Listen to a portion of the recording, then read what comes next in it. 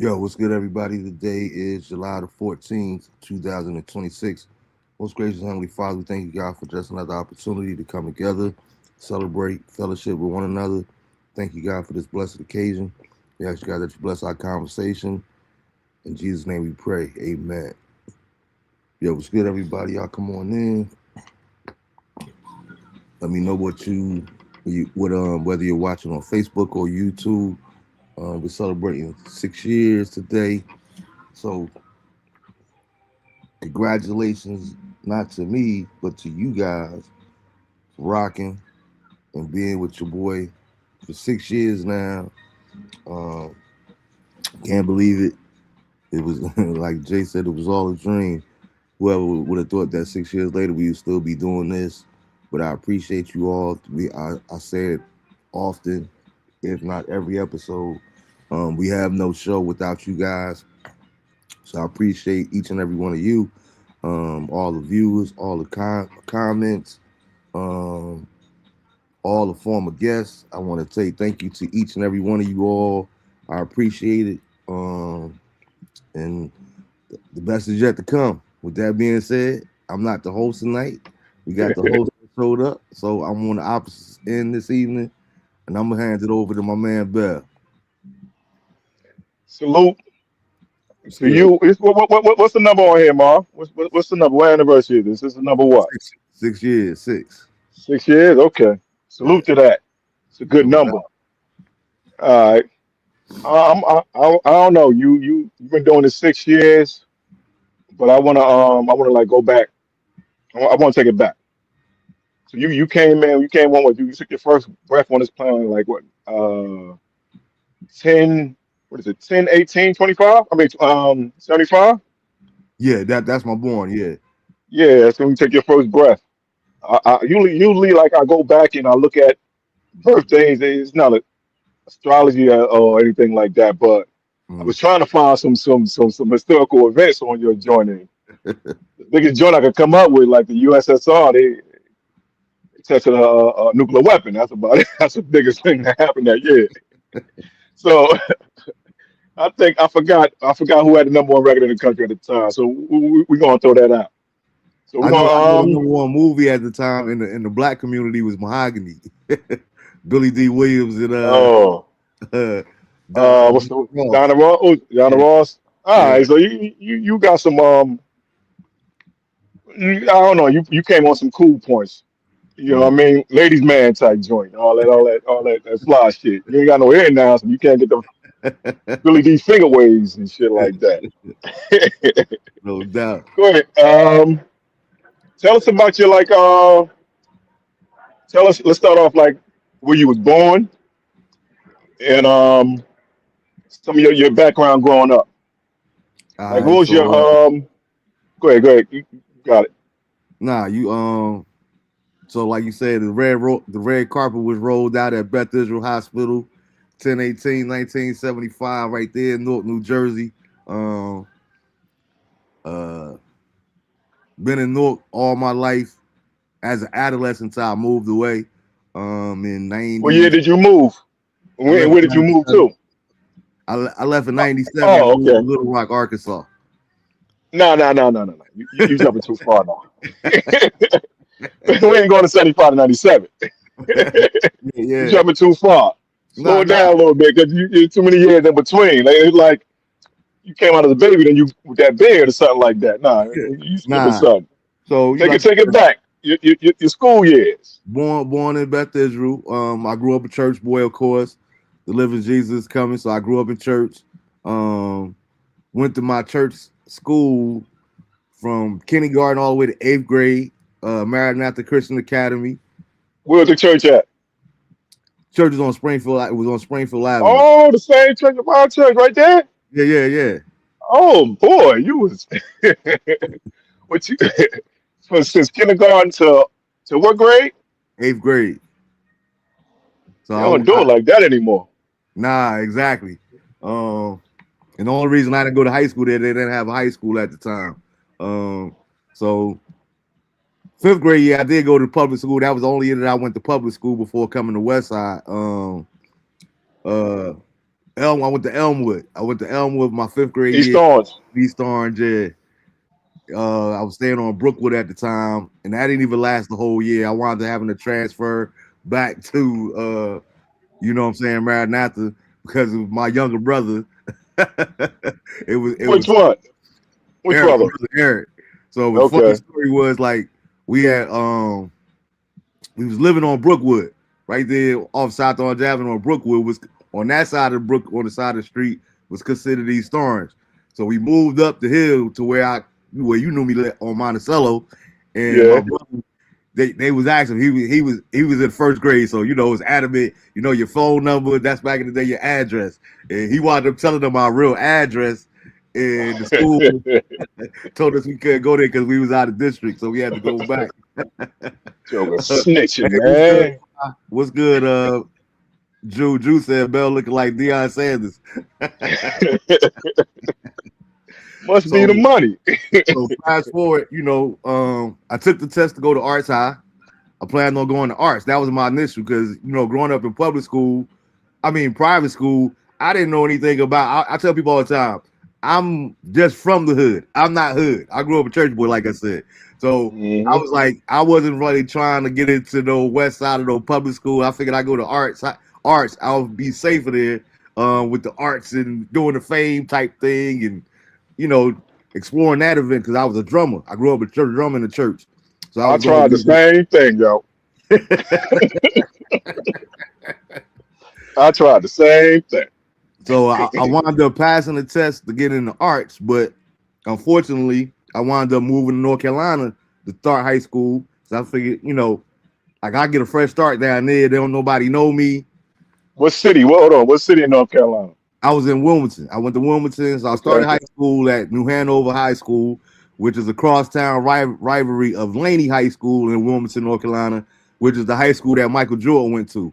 Um, so it was a cool experience. Just getting familiar with that area, adapting to the South, and it was like, of course, I was like popular without being popular all of a sudden because Yeah, 'cause you oh, from up north yeah, back there. You got the way I dressed and everything. So it was like, yo, who this cat? All the girls was like, who this? It was a big thing. and So niggas wanted to roll your ass up too. for real, I was feeling the heat, yo. I was feeling the heat for real.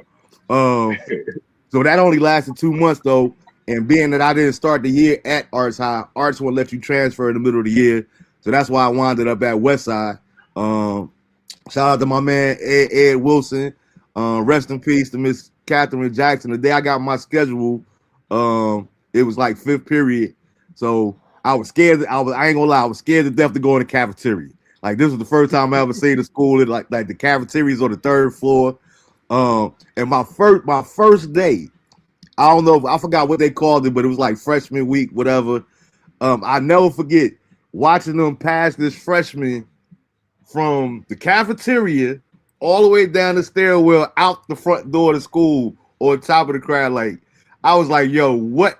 This is something insane. I was like, how am I going to survive? So that's when I got introduced to Mr. George. We had an assembly, and I wound up Mr. playing. Jordan, what teacher? He was I didn't have the him. music teacher, Okay. big head dude. He played the trumpet and all that there because we didn't actually have a band. It was like six of us. Like I that. remember. I know. Well, I remember there was like four people at one time. Yeah.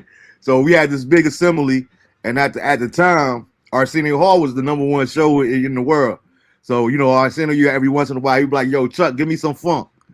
And I forgot who was emceeing the show, either Troy or Al. Somebody was emceeing the show, and they said the same thing. And I started rocking the drum set, and the crowd went crazy. So after that, I was like, "Yo, pressure's off. I'm good." So for like my freshman year, everybody be like, "Yo, that's the dude for the drums. That's the dude for the drums. Ain't nobody know my name. That's the dude for the drums." Man, That's how it all started at West Side. I came there sophomore year and I seen some jokers get rolled out for nothing, and they ain't never come back. They transferred to the moon. They ain't coming back. They ain't come to the planet no more. That's ridiculous, man. Like, Fosse he played in the band at West Side. he what? Fosse he played in the band at West Side. Nigga played the kazoo. I'm playing, Peter. uh, like who? Like some of your early years Mm. before West Side. Give me some influences at your grade school, and then taking on the West Side. All right, so I would have to go all the way back to rest in peace. My very first teacher, Miss Ruth Anderson. She was like my kindergarten and first grade teacher. Um, and she was so pivotal. And I always, even as an adult, I would thank her. I could thank the actually her son Anton. We went to school from kindergarten through 12th grade. The only year that we didn't go to school together was freshman and sophomore year because he wound up moving to South Carolina, and when he came back to Jersey, he wound up coming to West Side. So we had the same homeroom. Like he's the longest friend I have that's still living from day one, as they say.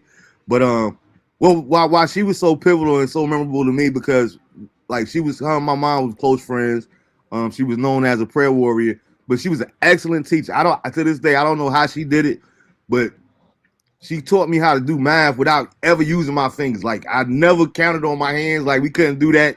Like and you had to formulate everything in your head. You know what I mean? Yeah. I don't know what her method was of doing that, but it was like super crazy to this day. Like even when I raised my sons, like when I would help them not 1, 2, nah, you don't use your hands. You gotta do it in your head. You gotta do it in your head. Hmm. So she was real pivotal. That one year that I went to Elmwood, I had a teacher by the name of Mr. Colston. Mr. Colston, I didn't know at the time, but he was also a preacher. And he was real pivotal. I always remembered him. He dressed nice. He had a real nice demeanor about himself. He was real fair as a teacher. And then, of course, the late Bishop James H. Everett. I would probably say that he had the biggest impact in my life because it was like I didn't know at the time that I wouldn't use the word groom, but I was being prepared for where I was going in life. I had no idea that one day I would be a preacher. I had no idea that one day I would be a minister. I ran from it all my life. You know what I mean? But on Sundays, like we would have two services. We actually some Sundays we had three services. We have a morning service, we had an evening service, and in between we would go over to New York and have a service in New York. So it was like my Sundays was literally all day long in church. You ain't watched no football game. No, no, no. I didn't know. I didn't discover football until my teenage years. Yeah.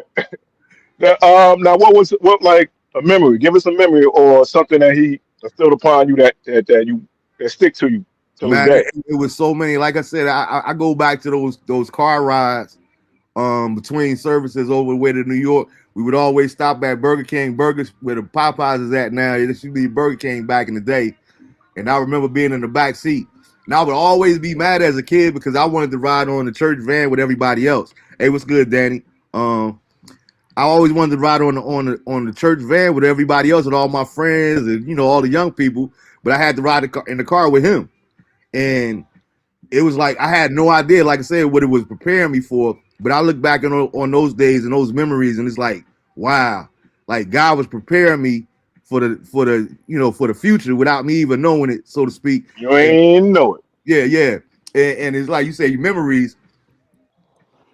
What's crazy is I remember one day me and him were talking, and he literally told me, he said one day, as crazy as it may sound, he said you will prophesy to a million people.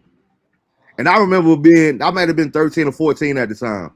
And I remember saying, this is how long ago it was. I remember thinking in my head that like laughing, like, can't no church hold a million people? That ain't can't be done.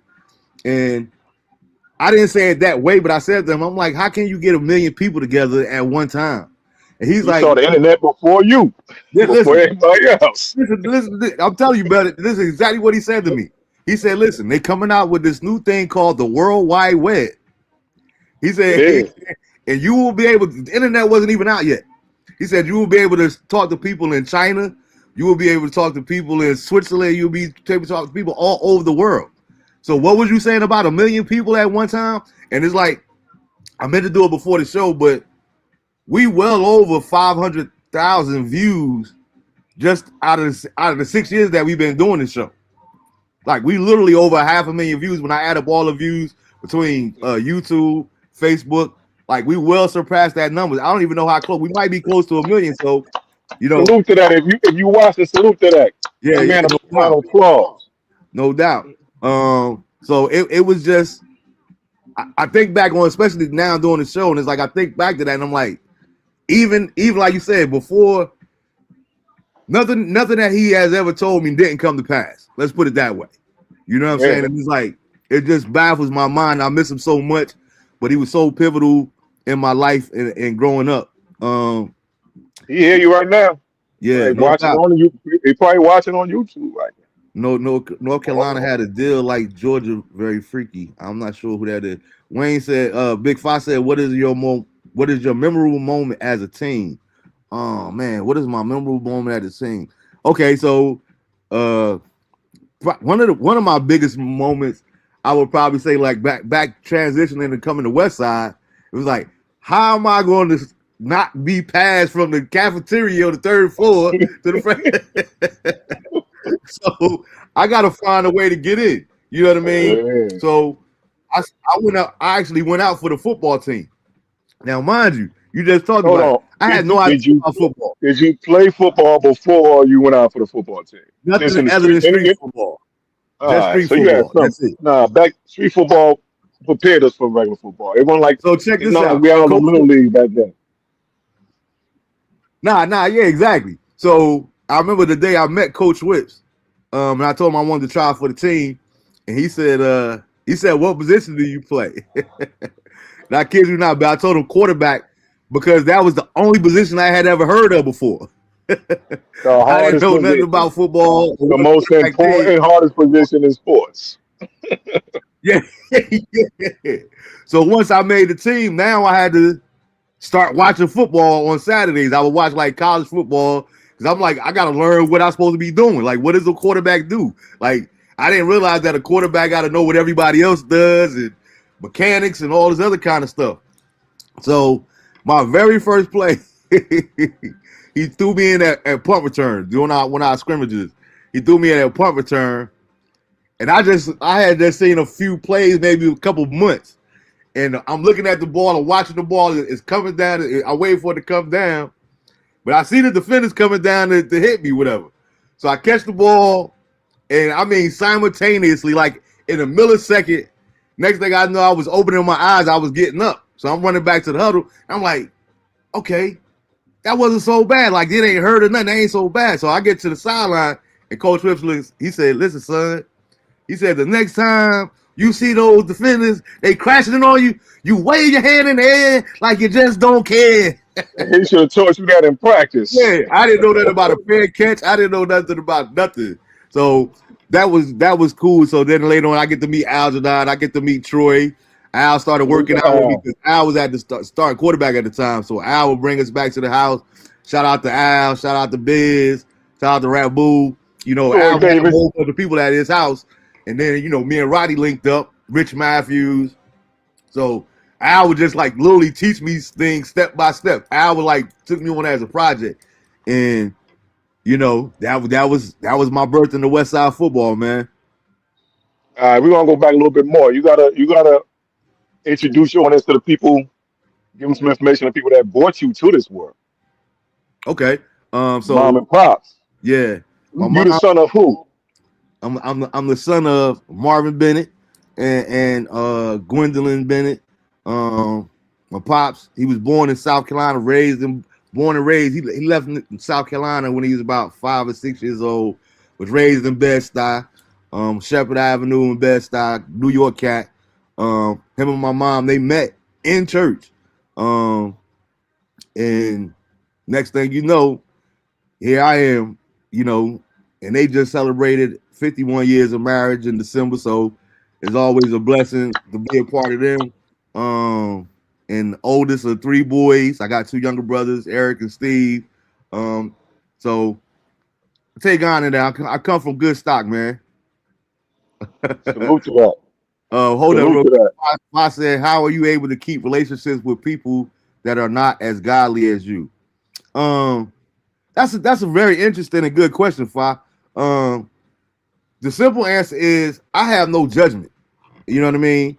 I have no heaven. I have no hell to put people in. I don't judge people. I don't care what your orientation is, what your background is, what your color is. You know what I mean? I respect everybody. And I was having this conversation recently. I'm one of those people. People always say, you got to earn respect. I've never felt that way. Like I give you my respect automatically as an individual, as another human being. Now you could lose my respect, and it might take you a while to get it back once you get. But initially, I give everybody respect. So I don't really care how you believe, personally. Whether you're atheist, whether you're a Muslim, no matter what your faith is, you know what I mean. As long as you good people and we had good conversation and we got a good vibe, then I don't really have a hard time having a relationship with different people. I had Leonard on the show several times. Me and Leonard Salade, we've been rocking over 35 years now. Leonard is Muslim, Oh, and we've me and Leonard in 35 years, we've only had maybe one or two conversations about religion. That's it. Just think about it. As long as me and you know each other, how many conversations we had about religion? we probably had them, but it's not like it's like Yeah. it really stands out.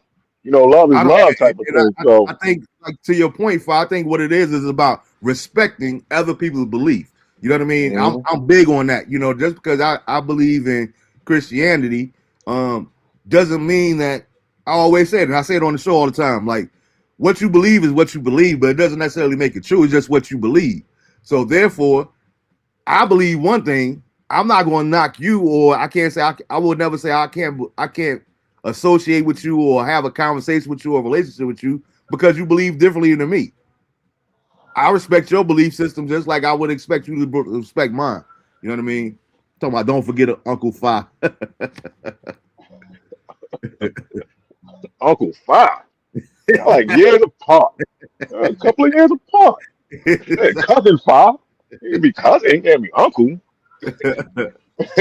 I'm gonna jump ahead. Like I'm I'm gonna start off saying take us back to the beginning, but what sparked the idea for the for your podcast?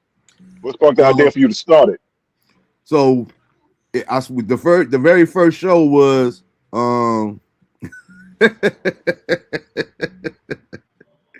how were you able to survive dressing like Kwame in the hood? Who Very said who put easy. that? Who said that? You know who it is. You know who it is. I'm gonna get there. What was the question first? I'm gonna get to the. You said what was the? So the very first episode was June 9th, 2020, and it just so happened to coincide with the George Floyd homegoing service, and Been that long? yeah, Man, yeah, it seemed like yesterday. and it was like what I felt like. At the time, this is when the lockdown started happening. Everybody had to be in the house by 5 o'clock all over the country, and it seemed like everybody was just so tense because we was Sitting all on edge. COVID. We ain't had no way to communicate with each other. 6 feet. Did you take the shot? Did you take the needles? Did you take the juice? I can't associate with you if you didn't, and I got I ain't to. take it. You know Let's what I go. mean? I ain't take So it. we were Sorry. going through Yeah, all of he this, did. and nobody really had any answers. And I was like, you know what? I thought about, like I said, I'm a big fan of Arsenio Hall. I would watch Jimmy Kimmel, different late night shows, even if it was just a monologue. And it was like, like even in the midst of this, like these people, like celebrities, they get to go on this forum and they get to talk about whatever they want to. Why not, since we all locked in and we can't see each other, why not create this platform where we come together and talk about what we frustrated about this COVID? Do we agree with the lockdown? Do we agree with the being in the house? How do we feel about everything? Just this tension. And with the, Yeah. like I said, George Floyd, let's talk. The very first show I had maybe like 12 people on the panel. Like I had my youngest son on the show. I had an interracial couple on the show. I had somebody from Arkansas the white man that I know from Arkansas on the show. And we were just talking about race relations in general and just, you know, and the rest was like this history is like, yo, how can we keep this going? Like, you don't have to be a celebrity to come on this platform. You don't even have to know me personally to just come on the platform. If you got something you want to talk about, let's bring it to the table and let's talk about it. And that's how it really started. And we haven't stopped yet. All right. That said, what was you hoping? Hoping that like when you launched it, what you was hoping for it to become? I know Um, that happened. That was happened. But what when you just like you just wanted to do it, or you had a vision saying, "I want to do this. I want to get to." What was you hoping to achieve when you launched it? to be honest with you, I really had no expectations whatsoever. Yeah, that's true. As Because the people, yeah, maybe I want to say I got to look at the timestamp, but I want to say maybe a month before I actually started the show, I was out there, out on the porch one day, just getting some fresh air, and I went live on Facebook and was like, um, I don't even remember who presented it to me at the time. I was like, yo, man, if I did a show, man, would y'all be interested in all that there? I did that as a post, just being funny, like not even yeah. being serious. And the responses, like the comments was like, yeah, man, you got the personality for it, man. All this other I kind of heard stuff. that before. All you need for anybody that's listening, anybody here, all you need is person, one person to just to Yeah, co-sign it. yeah. That's it. You need one person because you like you be on the edge sometimes. That one person, and you just set it off like that. That's it. Mhm. I heard that before. Go ahead, finish. Yeah, so it was like I said, as far as expectations, I really didn't have any expectations. I didn't have any goals, so to speak. But one of the best pieces of advice I got from when I first started it was from my big brother Kev Danley, he been on the show very probably more times, well, quite a few times. He at one time he was the most revisited guest on the show. But one of the things that he had told me was like, listen, he was like, something that he had came across was like when you doing these shows and podcasts and whatever, because podcasting was still kind of new. He was like, listen, don't get caught up in the numbers, don't get caught up in the views. Like if you set out to do it, whether it's one person viewing, whether it's 1,000 people viewing, just stay committed and get you a set goal to say, listen, commit yourself to 25 episodes or commit yourself to 50 episodes, whatever, and make sure you hit your target. Don't get caught up in the numbers. Don't get caught up in the views. Don't get caught up in none of that. Just stick to your number. And at the time, my goal was I said, you know what? All right, I'm gonna try to do a year. I'm gonna try to do a year, and then we'll regauge it in a year's time to see how things are going. Um, but I never really I never went back to that thought process of saying, let's see where we at.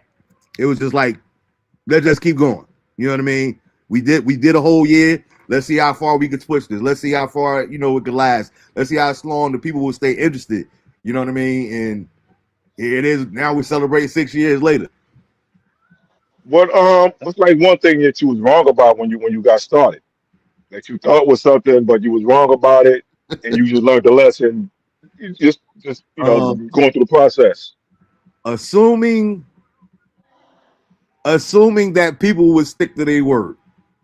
You know what I mean? Like What, when guess not showing up? and there's no shade at nobody and nothing like that there. But when I first got started, yeah, man, yeah, I want to come on the show and I want to do this and I want to do all of that there.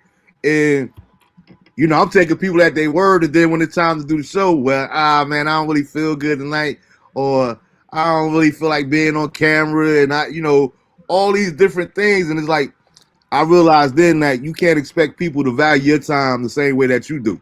You know what I mean? Or you can't expect people to uh, be like you will be. You know what I mean? In regards to that. So that Yeah. was a hard pill to swallow. And then it was like, okay, now what do I do when, okay, I've been saying that we're going to have this person on for the last week. And then the night of the show, they cancel.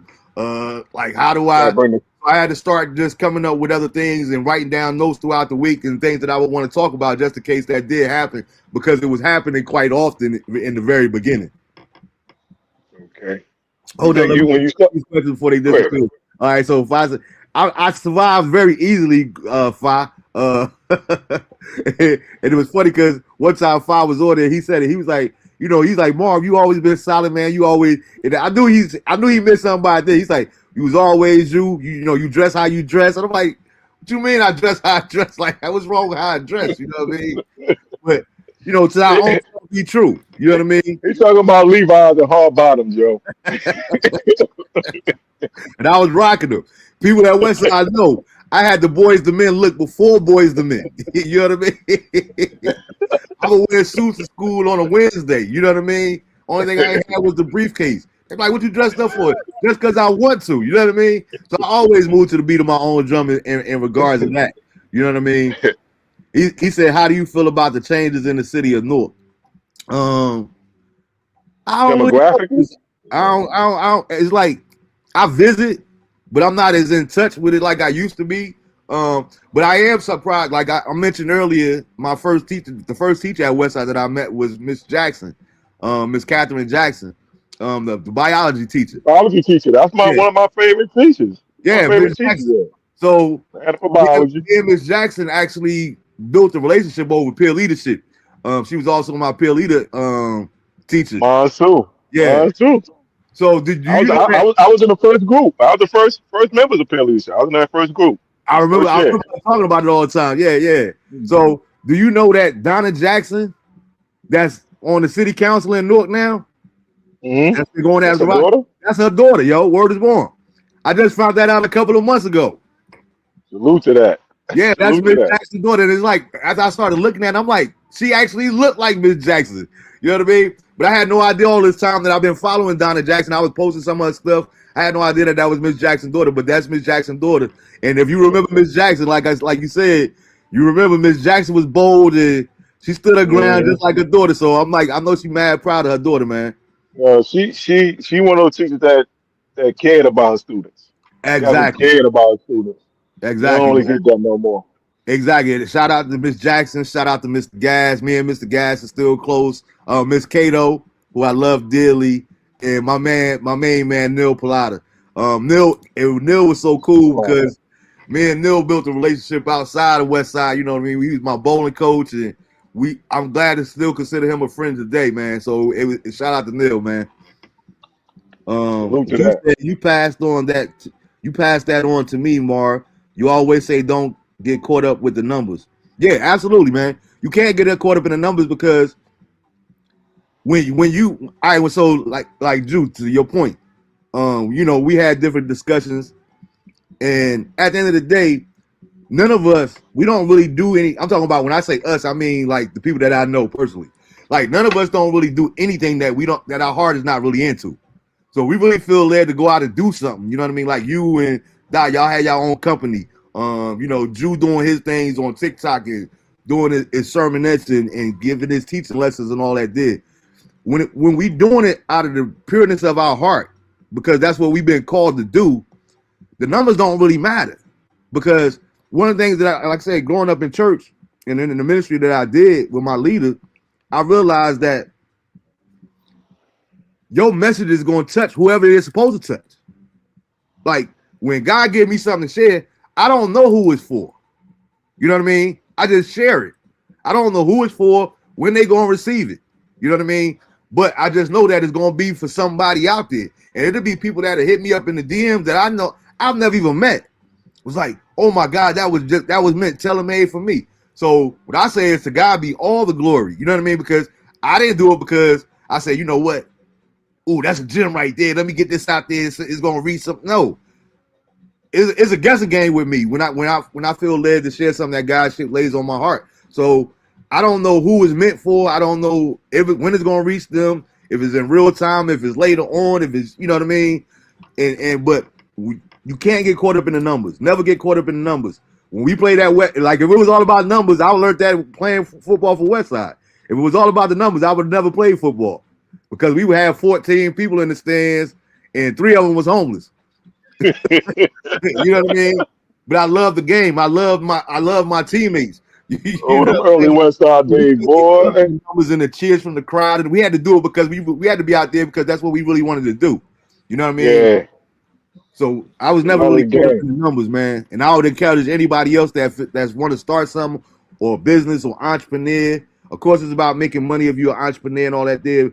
But make sure you're doing it for the right reason and make sure that you quality and that your heart and it'll come.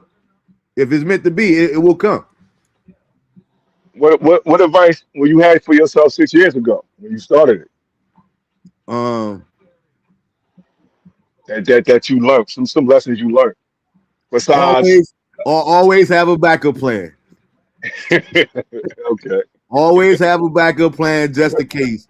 Or you got to you gotta know, have the Sandman ready to come out and dance if it yeah. don't go. So it's like a lot of times, what I like I said, what I'll do is I got like literally it's over 10 of them right here now. I got all these legal pads, and what I would do is throughout the night or throughout the week, I might have an idea, or I might see something on the news or something funny. Let me jot that down, and just in case somebody back out on me, we can talk about this or we can talk about Okay, that. You okay. know what I mean? So it was like just always having a backup plan at the end of the day, because things are never going to go the way that you expect them to go. So No, no, no, no. don't get That, disappointed when they don't happen the way that you know what I mean. Because you got some that's people a that game like, of life. yeah, exactly. You got some people that are professional. Like when I would ask certain guests, like, do you want to come on? All right, well, what's the question? What's the order of the questions and all that? All right, this might not be the show for you No, because no, no, no. we like to have organic conversations in real time. You know Yeah, what I mean? ain't a conversation. That's a script. Yeah, yeah, yeah. And that's I feel like anybody could come up with the great answers if they prepare for Yeah, them. if you know the questions, that's the Exactly. key. Got the So I'm right, wrote them on the back of my hand. yeah. So that's one of the reasons that, because at the time, as far as I know, I was really the only person that was actually doing a live recording. Because a lot of times when I found out later on, like even with a lot of the church services, it would say live as they going, Record it it was and then put it pre-recorded. up there. Yeah. Yeah. They're saying that is live, but they did that 2 or 3 days ago. So you can go back and make all the edits that you want to and make it look like I ain't want that. I just wanted to be authentic and live, actually live. Like you watching the game. Yeah. Who would you say was your favorite guest? Um, that's hard to say. Oh, by Just far, give one. No, okay, now go ahead. because it was totally unexpected when Red Man came on. How about that? Yeah, I forgot Yeah. about that. When Yeah, Red I'd have came on, said that too. yeah, because Nah, I didn't even know that he was red coming. man, it's not fair. He sold millions of records. It's not fair compared to other people. Yeah. Give us a person we don't know of. Somebody might not know of. Let them get some shine real quick. Redman is What's still good, rocking man? today. So Who is my favorite guest? Man, we had so many over the years, man. It is, of course, memorable. Five's No, always no entertaining. disrespect to nobody. Yeah, yeah. Of course, Five's always entertaining. Um, I like when Drew be on. I like when Drew come on. Um, well, I put it like this. I would probably say one of my favorite guests was the first people that actually reached out to me to ask me could they promote their book on the show. Um, 9 women that they wrote a book together through the fire. Jude McAllister. She I don't even want to mess up her name, but my sister Jude from VPF. Her other co-authors, they came on, but they reached out to me and asked me could they promote their book on the platform. So I was like, I would put them up there because just because they reached out to me and asked me, like they found the platform worthy enough for them to say, we want to come on your show and talk about our book. Yeah, Hey, that's more what's power up. to you. Yeah, Yeah. they see the power in you. What episode surprised you the most? Not no red man thing. I'm saying while you was going through the episode, the guest speaking to you, or just information that you got that you was like, oh, world, what I mean, surprised you the Mm, most, like you wasn't unexpected. um, when I look back, it's two that stand out the most. When I look back, it's the very first anniversary show because I have my god brothers Lamar and Kev uh co-hosting like you are tonight, and I had no Uh huh. idea what the questions were, and it was so funny when you watch the playback. It's the funniest episode to me because it was like they was asking me tough questions. Who was the first person you kissed? And what mixing all the serious questions up with the regular questions, and it seemed like every time I didn't want to answer, like I would freeze or my screen would go out, and it was totally unscripted. Like we was having a storm that night. So when you watch the playback, of course I know Like you what was was hitting going the on button. with the viewer exactly. It's like you They're like, don't this want to nigga, that. Hey, they didn't want so to that answer was another my question. favorite Nigga one. cheating. And then another good memory was the one show me, Fi, and Jew was on together, and we was getting ready to wrap up, and Fi asked us, he was like, "Yo," he's like, "When I look at you two, man, I see something totally different, man. What does that look in your guys' eyes as far as our relationship with Christ?" And when I watched the playback, it was like the way me and Jew kind of lit up, just talking about our experience and our own relationships with God and Jesus and Christ and how we came to be, and it was like that was so refreshing, especially knowing our history and where we from. Just for fathers to notice that and then ask us that, like we lit up because we got excited and talking about our personal relationship with God. You know what I mean? You are the son of a pastor, right? Your mother is a Yeah. your mother. Yeah. But we gotta let people know that also. I don't know if you mentioned it earlier, but I just wanted to, Nah. Yeah. I My mom's a pastor. yeah. Like, what was your biggest challenges, like your toughest show, and like how did you make it through it? Um.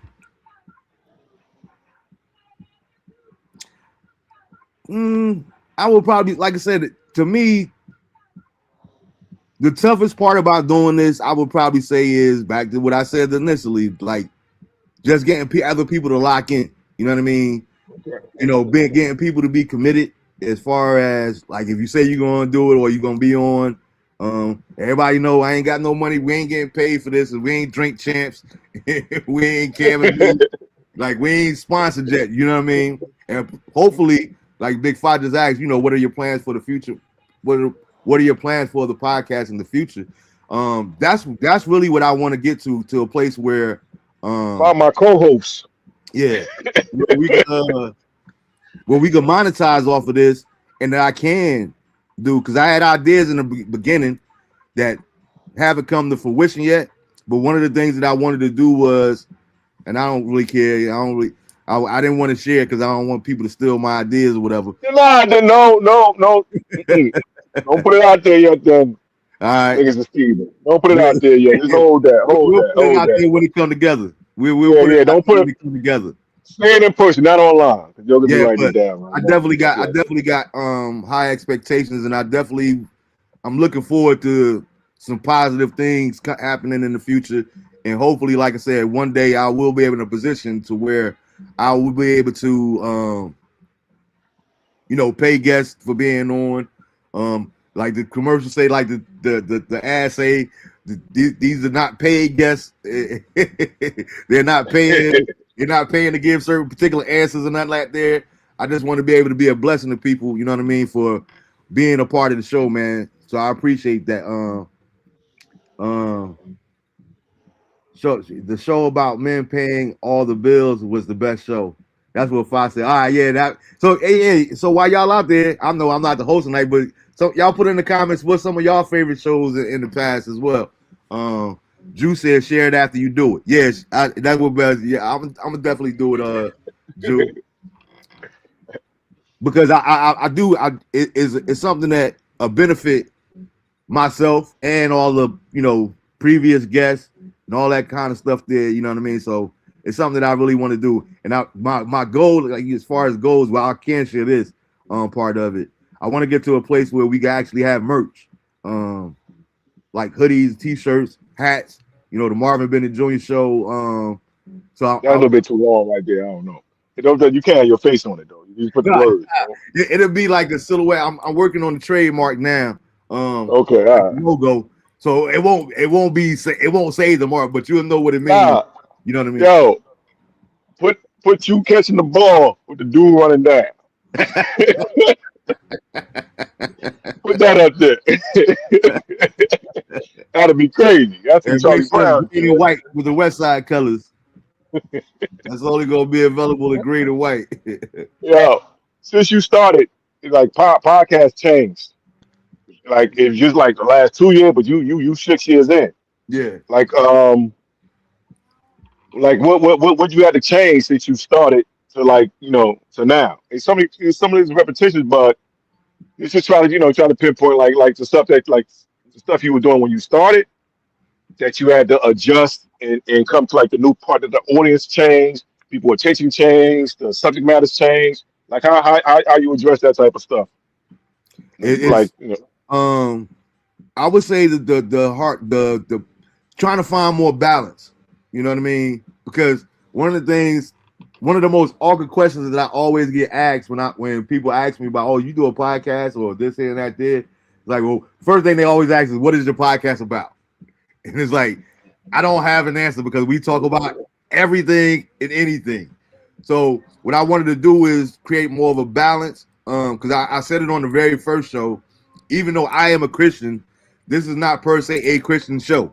You know what I mean? This is a show for everybody where we talk about But I, God is here. He's watching. God is here. Though. yeah, yeah, He's yeah, watching. exactly.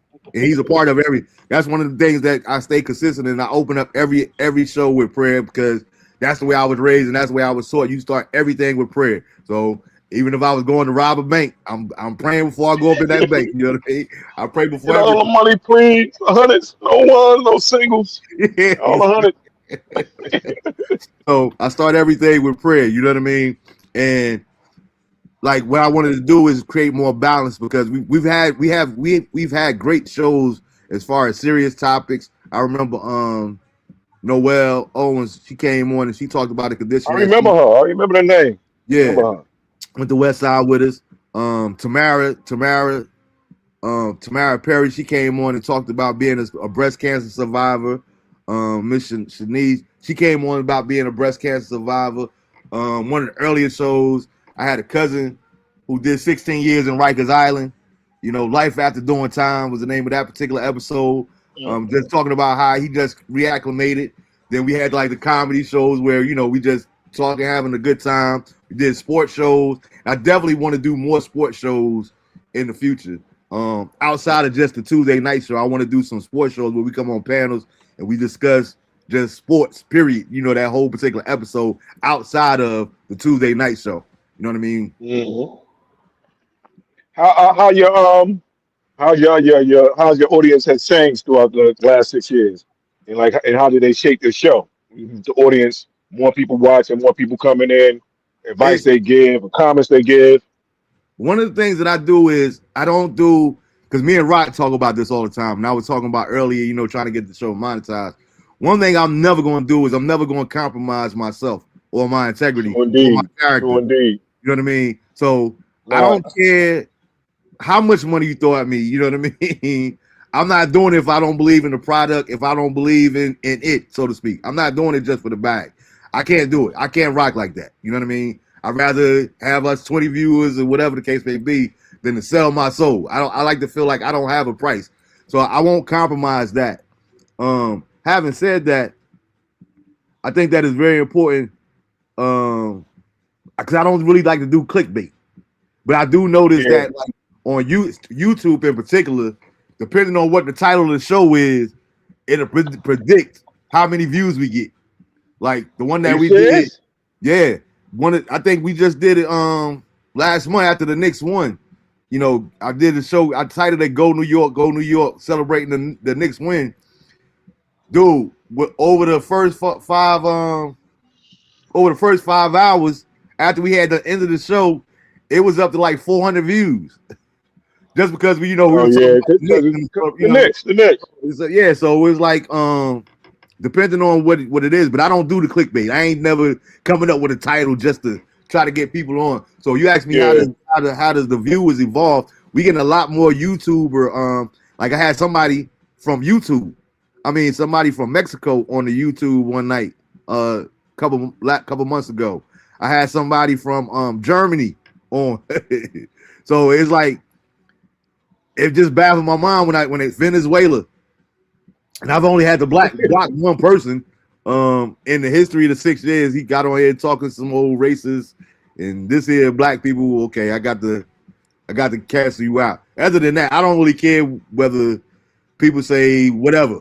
Just don't be racist or disrespectful in that type of way. You could disagree with me or you could, oh, you whack, you don't know what you're talking about. I don't care about none of that in the comments because it's been good for good content. Yeah. Make your arguments, and we're based on the facts. You know Yeah, what I that's mean? it. Make it on the fact.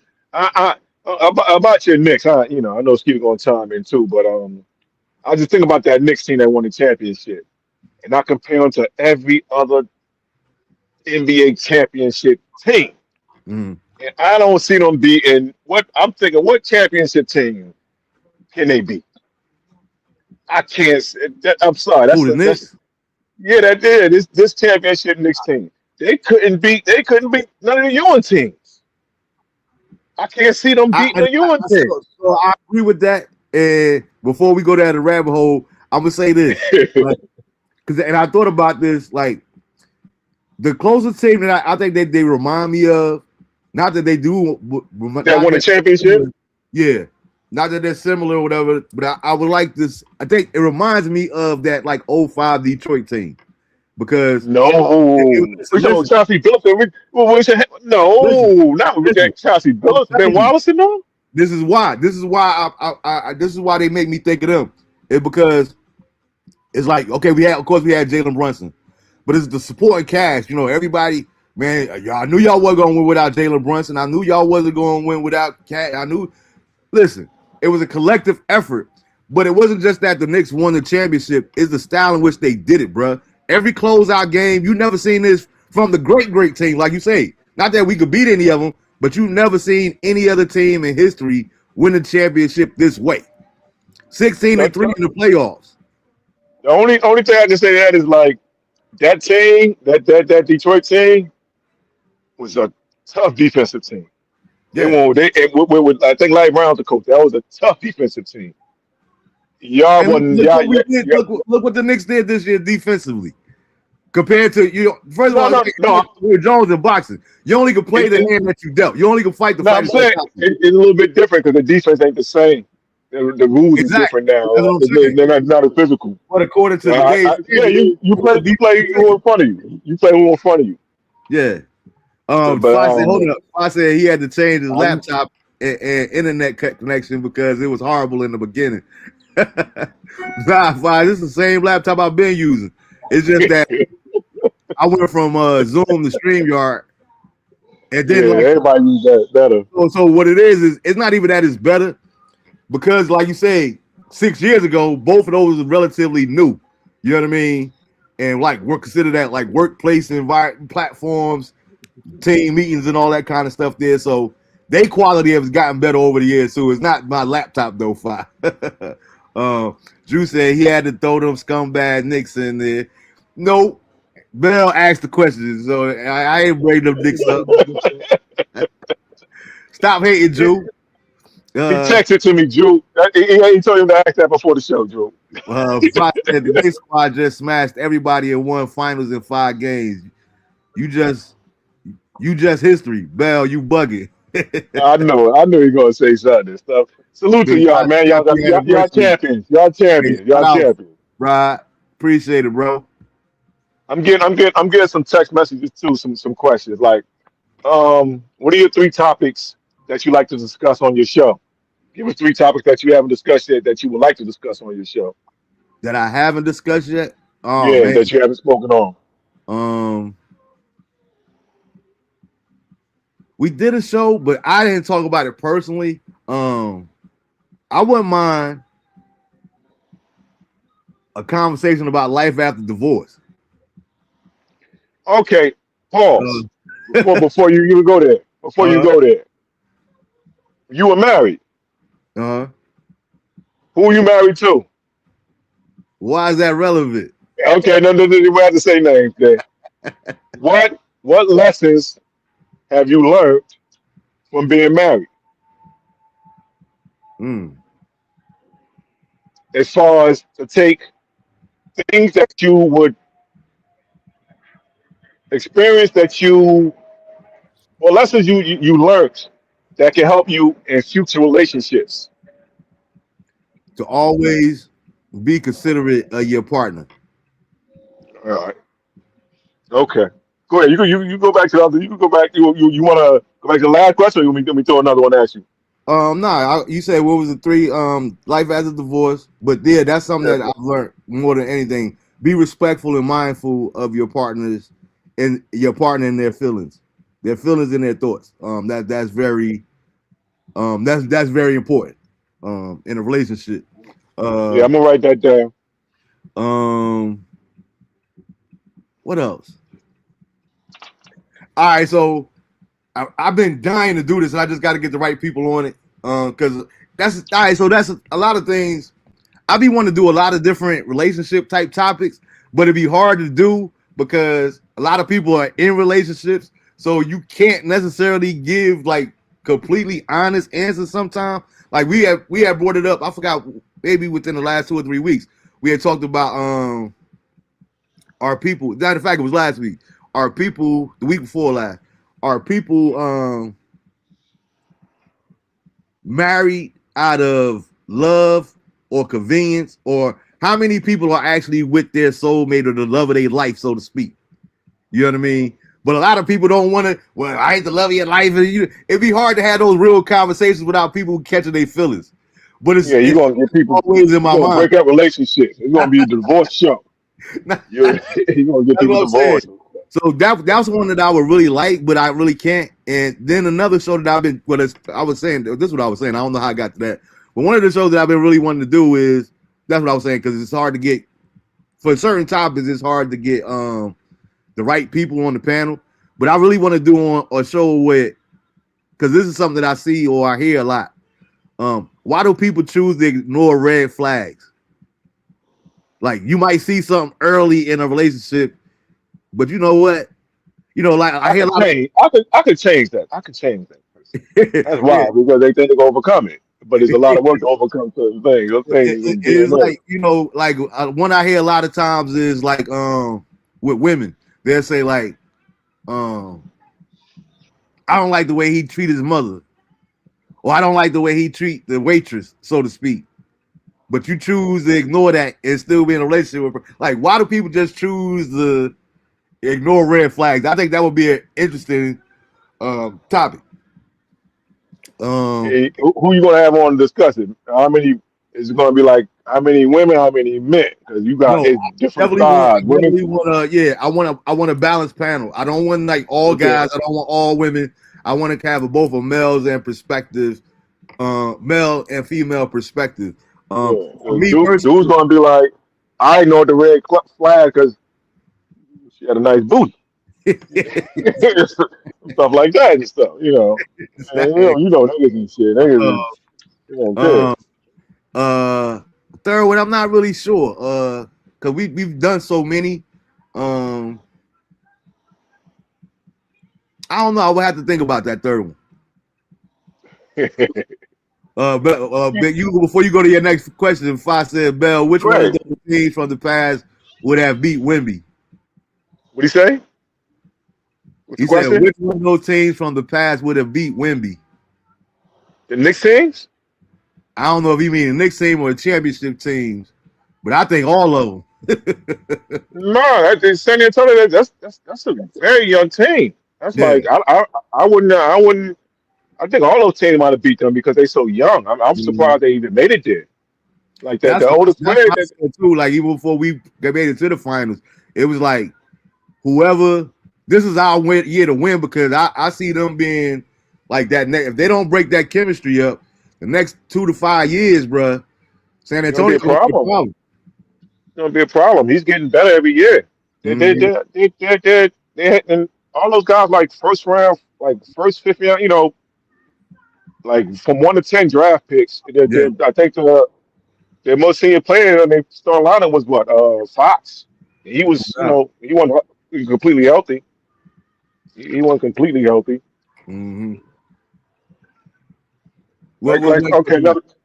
somebody got a question? If Now, somebody got one, throw it up there. you said you had one before I was answering that. Um, what's the best way for people to celebrate this anniversary with What's the best way? you? Yeah,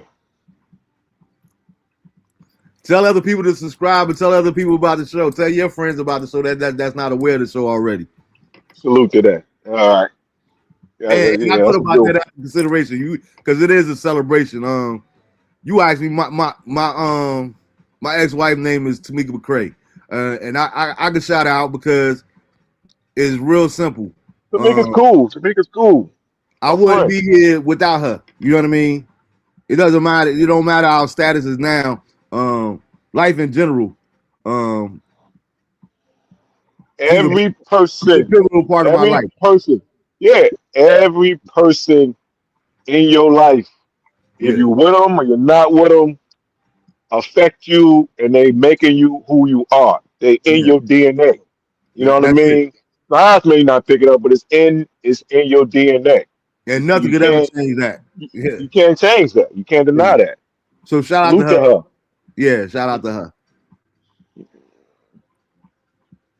Um, What are you most excited about in the next year or the next few years about your podcast that you see? uh, What's your vision?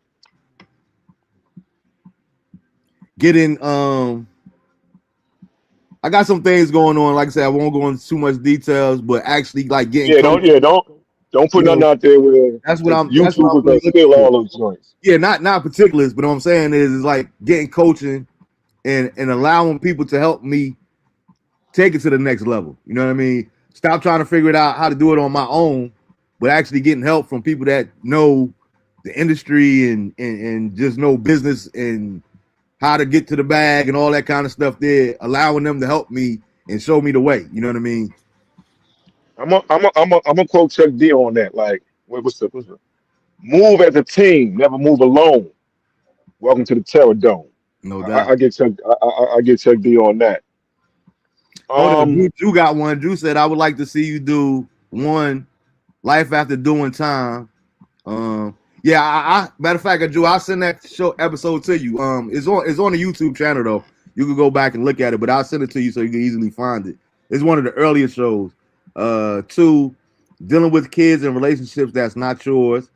I think that would be a interesting topic. And three, men letting out things that hurt them. Yeah, all those would be good shows. I ain't watching that. Yeah, I can't really talk about life after doing time because I ain't never really did no hard time. So that's why I would have to have other people come on and talk about their experiences. Like, I've never did no hard time like that. I don't know. Maybe I don't know. You could get him, reach out to him. Hmm I don't know. You remember Chris, right? Yeah, me and Chris actually, I text him couple yeah, Chris, I might If look if into he that. if he want to do it, Yeah, you know yeah, what I yeah, mean. He yeah, might yeah. not want to do it. If he Because want to I do it, talked to him about it. I talked to him about it briefly about a year ago, but I don't remember where we. I dropped the ball.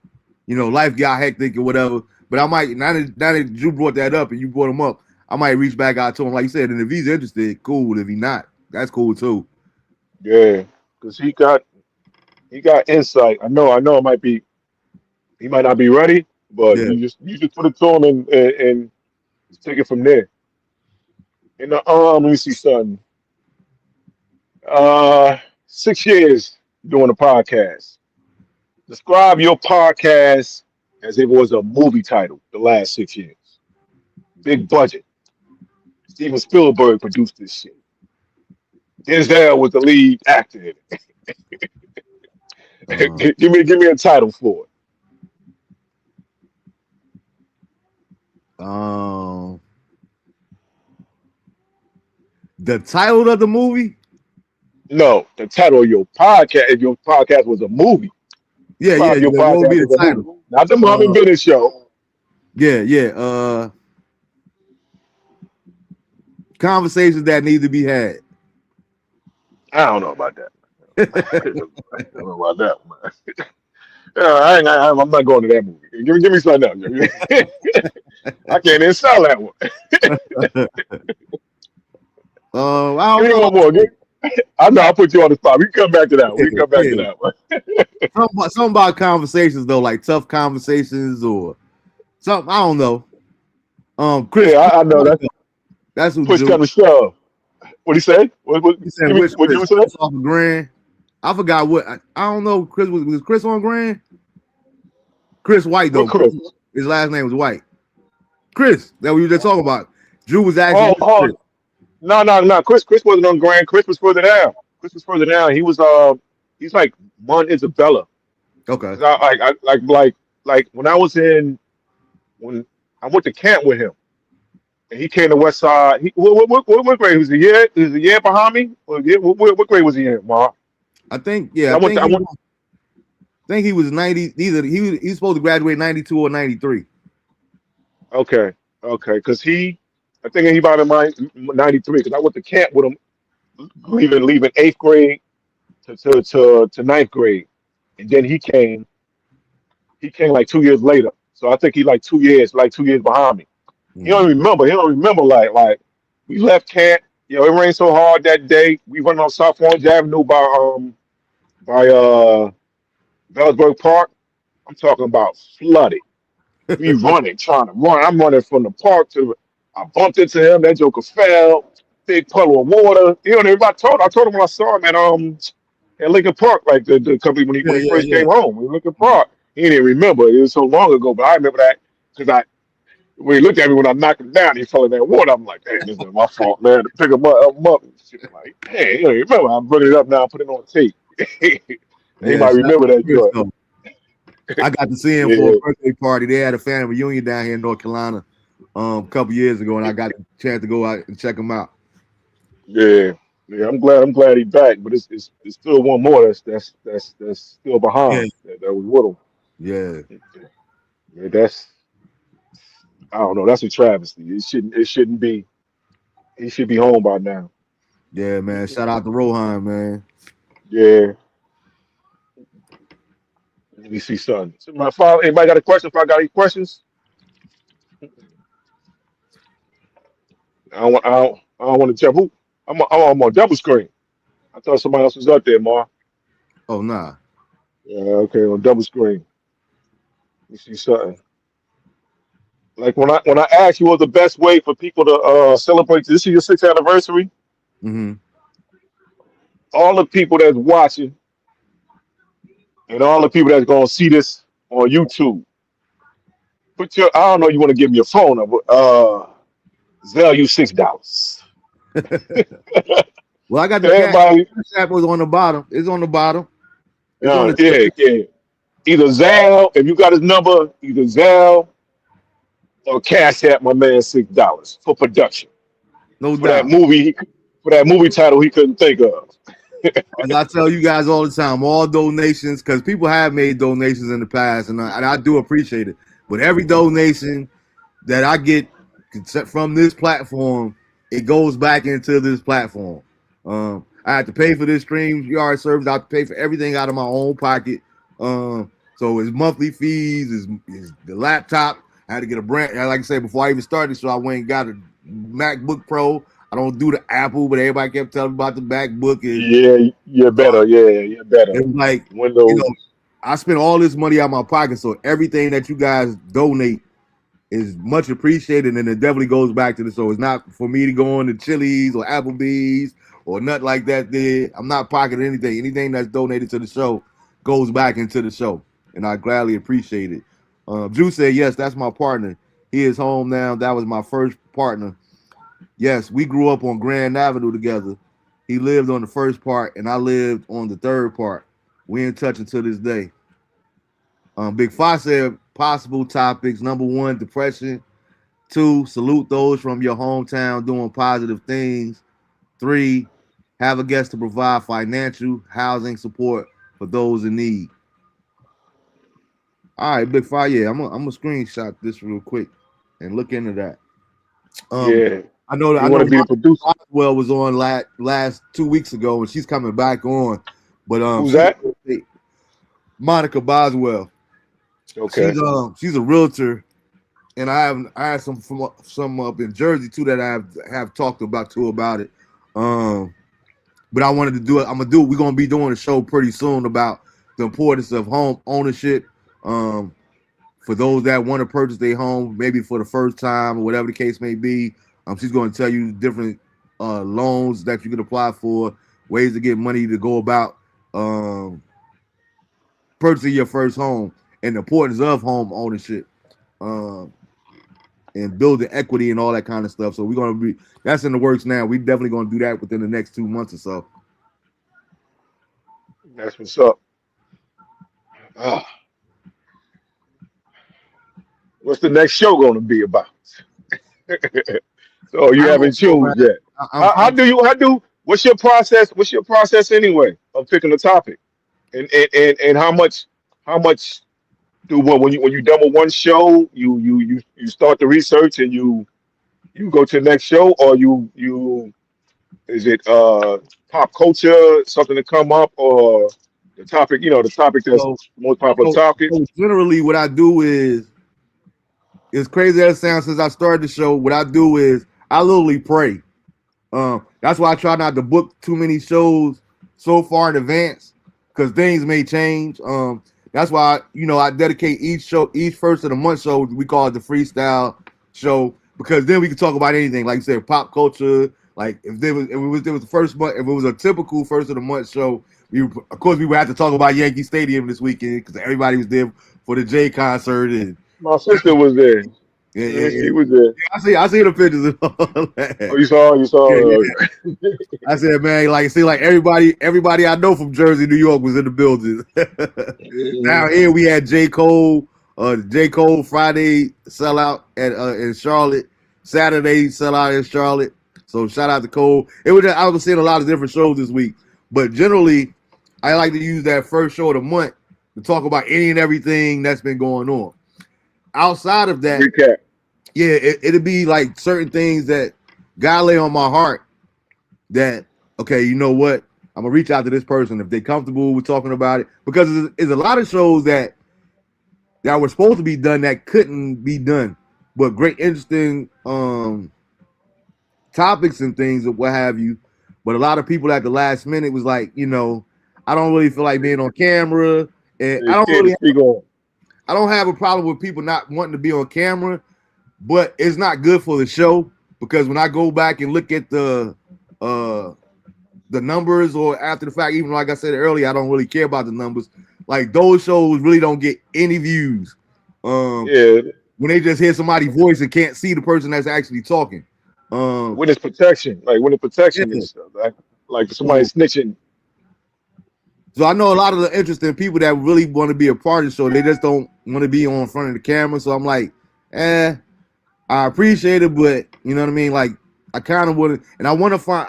In the future, one of the goals that I would really like, I would like to find a permanent female co-host because I like for every show to have balance as far as the male perspective Yeah, and the female true. perspective. So I would really like to find a consistent female co-host to have on here.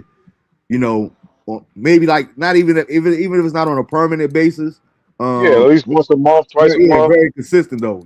Yeah, Even if it's one, now, yeah. even if it ain't the same female, you know what I mean. So any of you ladies that's interested, holler at your boy.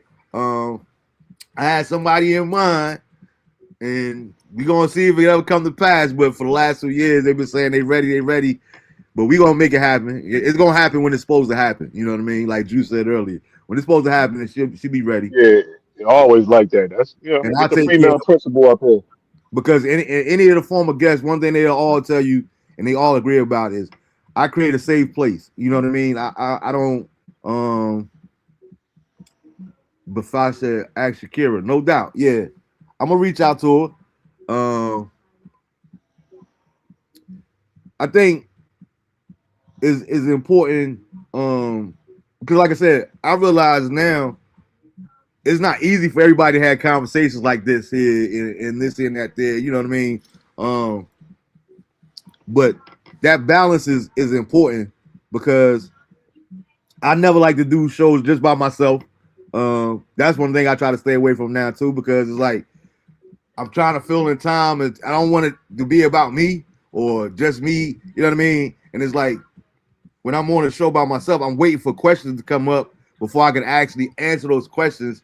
So it's different when I'm actually interacting with an actual conversation with somebody else. Me Yeah, personally, I don't like to do the shows where I'm more here by myself.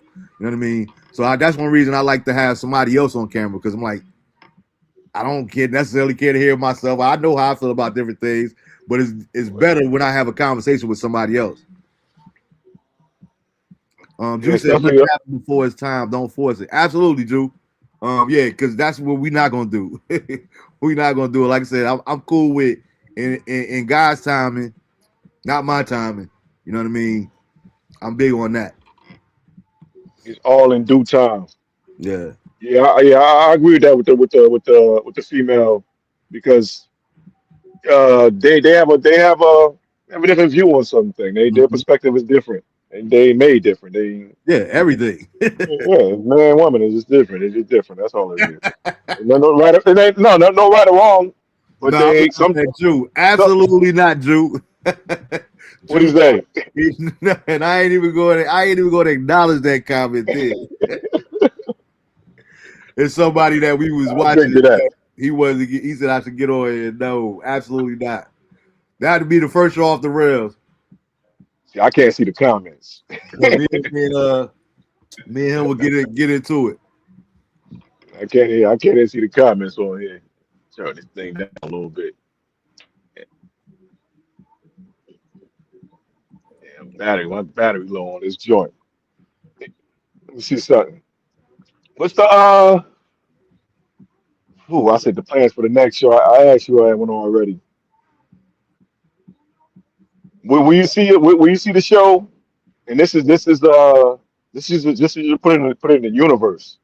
Mm. Will you see the show in the next 5 years? Looking forward, because you got to speak it into an existence. Yeah, I'm just looking for bigger and better things. You asked me what I don't really know. That's what it was. You were saying asking me about the show, the next show. I don't really know. Not the Um, next show. We're going nah, all the way. I'm just talking about in general. Is Fox said it's better than the United States. No,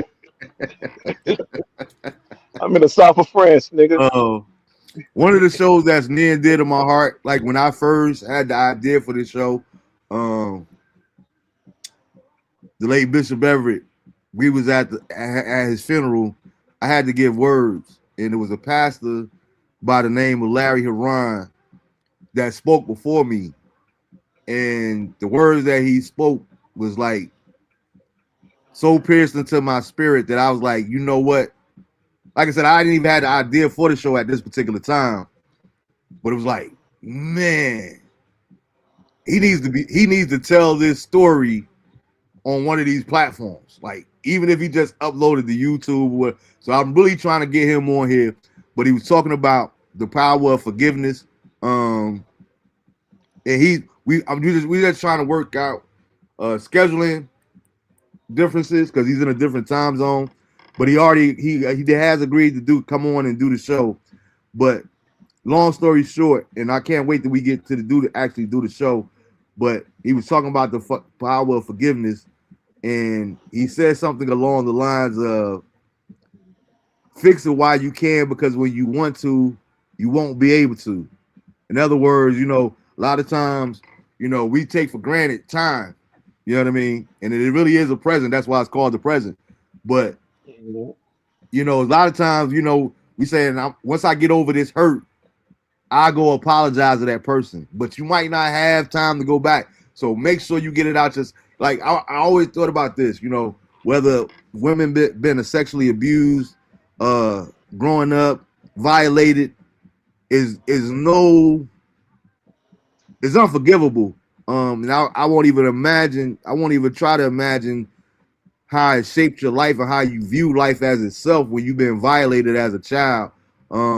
Particularly by the people that you were supposed to that you look to for protection and safety. But it's like the importance of that is I think about how many people are waiting they walking around as an adult, still hurt, haven't healed because they waiting for an apology that they could never get. You know what I'm saying? Like only if the daddy had to talk to the little girl to me, but your dad is gone now, so he can't apologize. But you still holding on to that pain. And I'm not telling you how to grieve or nothing like that there, but I just wonder often, rhetorically, how many people are waiting for an apology that they could never get, and they letting that pain hinder their growth as a human being, as an adult, or as a person to heal and actually encourage other people that might have gone through the same thing. Because one thing I always try to tell people, and I learned through ministry, is nothing that we go through is for us. Everything that we go through is for somebody else. It's just a matter about us getting to the point where we get comfortable enough to talk about it. You know what I mean? That's why from time to time, I don't glorify it, but that's why I talk about me actually trying to commit suicide. You know what I mean? Because that's a real thing. Somebody else has thought about that. You know what I mean? But no, it's not worth it. you could always find another reason to live. You know what I mean? Even if it's listen, when our appointed time comes, we don't have to worry about anything anymore. But until then, let's keep trying to figure it out. You know what I mean? But one of the things that he was talking about was, and I'm gonna save it for him to tell his own story. But in a long story short, he had to wind up forgiving his father. He watched his father kill his mother, and he had to go to a place where he had to learn how to forgive his father, in spite of all of this here. And I just thought it was like captivating, like wow, like what? So I'm done. I can't wait till he actually comes on the show and actually tell his story about the process, what that was like for Yeah, him. Because if you get to that place there, like, and you witness it with your own eyes, I can't even imagine. I wouldn't even want to see that in a movie. Like, that's some real life trauma. And for you not to let it define you and to still be a productive, active husband, active father, pastor, doing things in his community is like, that's mind boggling. So you really got to share that story with the world of how you got to that place that you can move on and become who you are, having been through what you've been through. that's I can't imagine. That's difficult. Yeah. Your, your faith, what does it mean to you, and how does it guide your life? Hold up real quick. Drew said, what was the craziest thing you saw at West Side? Oh man. All right, so literally, yeah, like I said, the first thing I saw at West Side was that dude being passed for the cafeteria, the freshman being passed for the cafeteria down the staircase all the way out the front door. I ain't even seen that in a movie scene before. That was super crazy.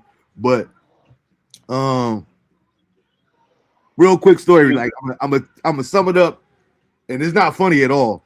But I was literally there the day that um my one of my peoples, like I said, we don't like to name names on here, but he actually. All right, so you know how we used to crack jokes on everybody in the cafeteria, and this one particular day, this dude that was known in the school for being, this tough guy, whatever, or had a lot of mouth. Let's say his big brother was somebody though, you know what I mean? And he didn't like the way old boy cracked on him. So he's like, that's why I'm gonna get my brother to come up here, yada yada yada. The brother had just got out of jail that same week. The brother was in jail because he had shot this little girl, and she was no longer with us. She was deceased because of a drive-by shooting that he did. 6-year-old girl. He did time, got home that week. The brother come up there to get the dude that was joking on the other brother. We standing in the back of West Side. I'm literally standing right there. I'm watching the whole thing play out. As the dude is approaching, my partner, he's scared. He got the pole with him. He got the thing with him. Shaking. He wound up shooting him because he was scared of what the dude was going to do. Dude was just coming to talk to him though, like to tell him, supposedly, look, I done been in jail, all that did ain't worth it, all that did. While I'm shooting him, 15 years. When the dude body dropped, he was literally about 5 feet in front of me, and he wound up dying 10 years later to the day that he had killed that little girl. That was probably the craziest thing I've seen at West Side. I've seen some crazy stuff in West Side. You came to West Side. I went to West Side when Valsburg closed and they merged the Exactly. school. Yeah. You talking about violence that first year? I seen I seen ridiculous violence. Let me Me, see me, one me story. and I was talking about that the last time I was home though, because can you even thinking about that? Like for people that don't really, for context, for people that don't understand what we're talking about, was you had these two, like Newark had over 8 public high schools, but you take 2 high schools and you merge them into one. So it's like, can you imagine like you was the man at this, you was at the man at Velsburg, you was the captain of the football team, you was the lead starting quarterback. Now you merge everybody into this one school and it's up the hill versus down the hill, of course it's gonna be some beefs. You know what I mean? It ain't like It was West Side different, was Mark. big either. So It, it was different, yo. It was I can on a whole imagine. nother level, yo. Especially like the first month, and they had like 3 buses for Valsburg people. Mm-hmm. Like the buses ain't like no those school buses. The 31 buses. They had Yeah, yeah, three I remember. 31 buses Uh-huh. for us to get on. I remember one day we get on the bus. Um, two dudes get on and go on there, get on the bus with hoodies. The whole bus is quiet. The whole ride from West Side to Grand. I forgot my man's name. He had like the Letterman jacket with the sleeves. He had a couple of gold chains on from Velle's, he was from Grand. He wasn't no tough dude. I guess people that his parents had money. He had the gold chains,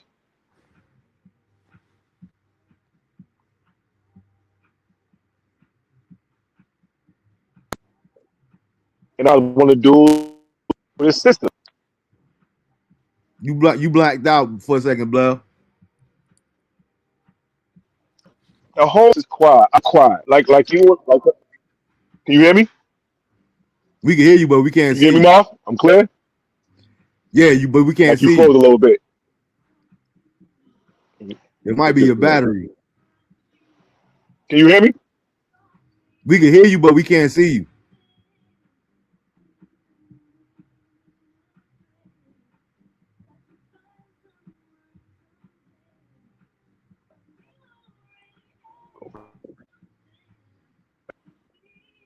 Yeah, let me see real quick. Drew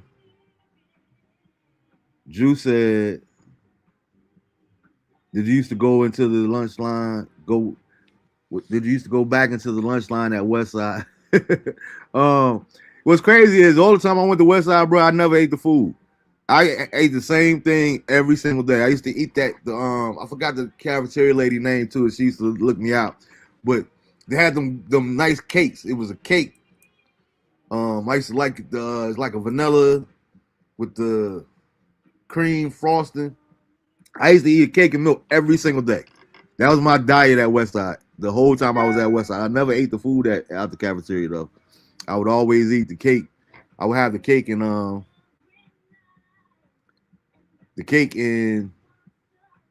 my milk every single day. That's all I ever ate from the cafeteria. Uh, Drew said, "Do you have Can you people hear in me, the street?" Marv? Yeah, yeah, I get you now. Why this thing Um, going like this? uh, but Drew said, "Do you have people in the street still, but they encourage you on what you're doing now?" Absolutely, absolutely. Um, I think that's like Big Fi asked earlier. Um, I think that is important for me to never cut people off just because the way they live their life or choices that they make. Um, I don't necessarily involve myself in their activities, or whatever. But I've never changed on anybody that's a part of my life. If I consider you my family or my brother, that ain't gonna never change. You know what I mean? Regardless of how you choose to live your life. You know what I mean? So they always tell me, yeah, man, this here and that there, and give me advice on the show. Yo, man, I heard you doing this here and that there. You don't want me to come on your show, and I got this one particular person that I'm dying to have on the show, but he said we ain't ready for him yet. But we gonna see how that go. I'm gonna try to get him on here eventually. Um, we all went to West Side. Uh, Fi said, "I told you he wasn't." Bell still in carrot from next door. They just caught him. They getting on you, Bell.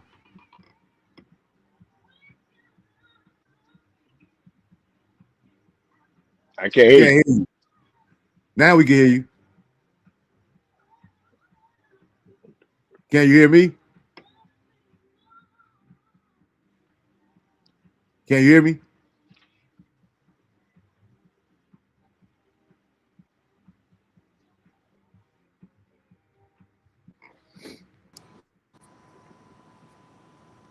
Can you hear me now, Bell?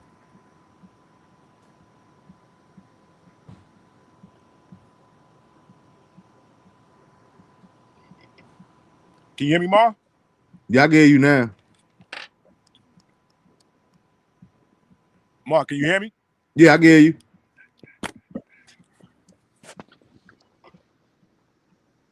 Yeah, I can hear you. You can't hear me though.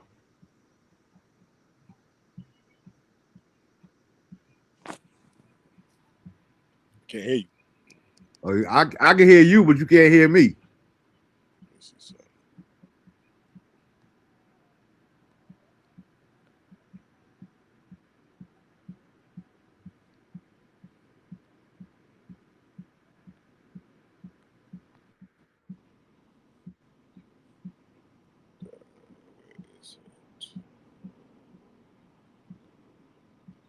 Can't hear me now, Bell?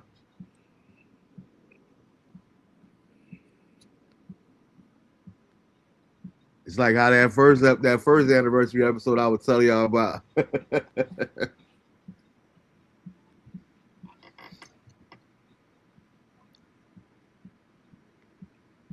He wants me to.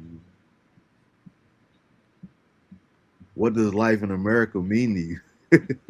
Who was that for, man? Fabian Bear.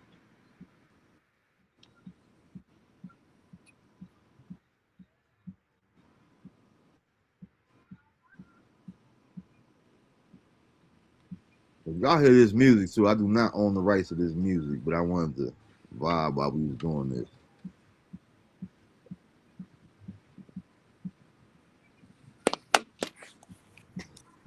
Can you hear me, Bell?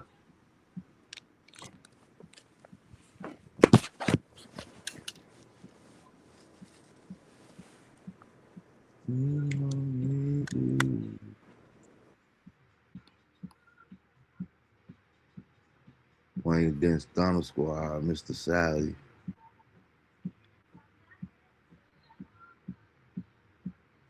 Mr. Sally.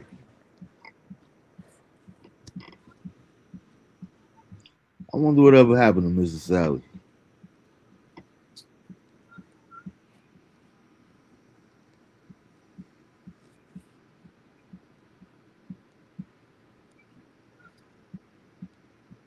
Can you hear me, Bell?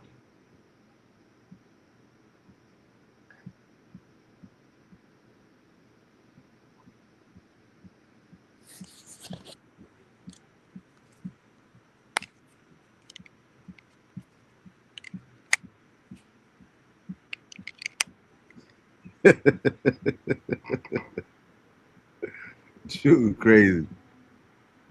Can you hear us, Bell? Hey, big fight. That's what I was talking about. Every time I'm at the crib, every time I talk to him, he said we ain't ready for him yet, though. Now I'm gonna tell him that the people asking for him. You got to come on.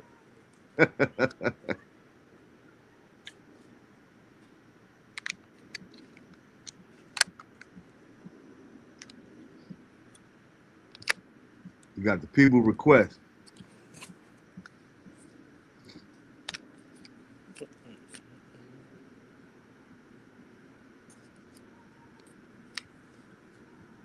Bell, you did?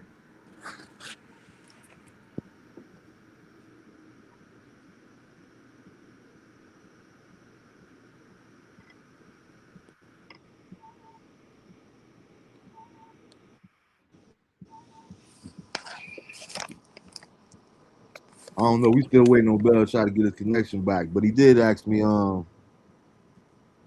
what does faith mean to me? Um, Faith literally is everything to me. Me personally, um, I need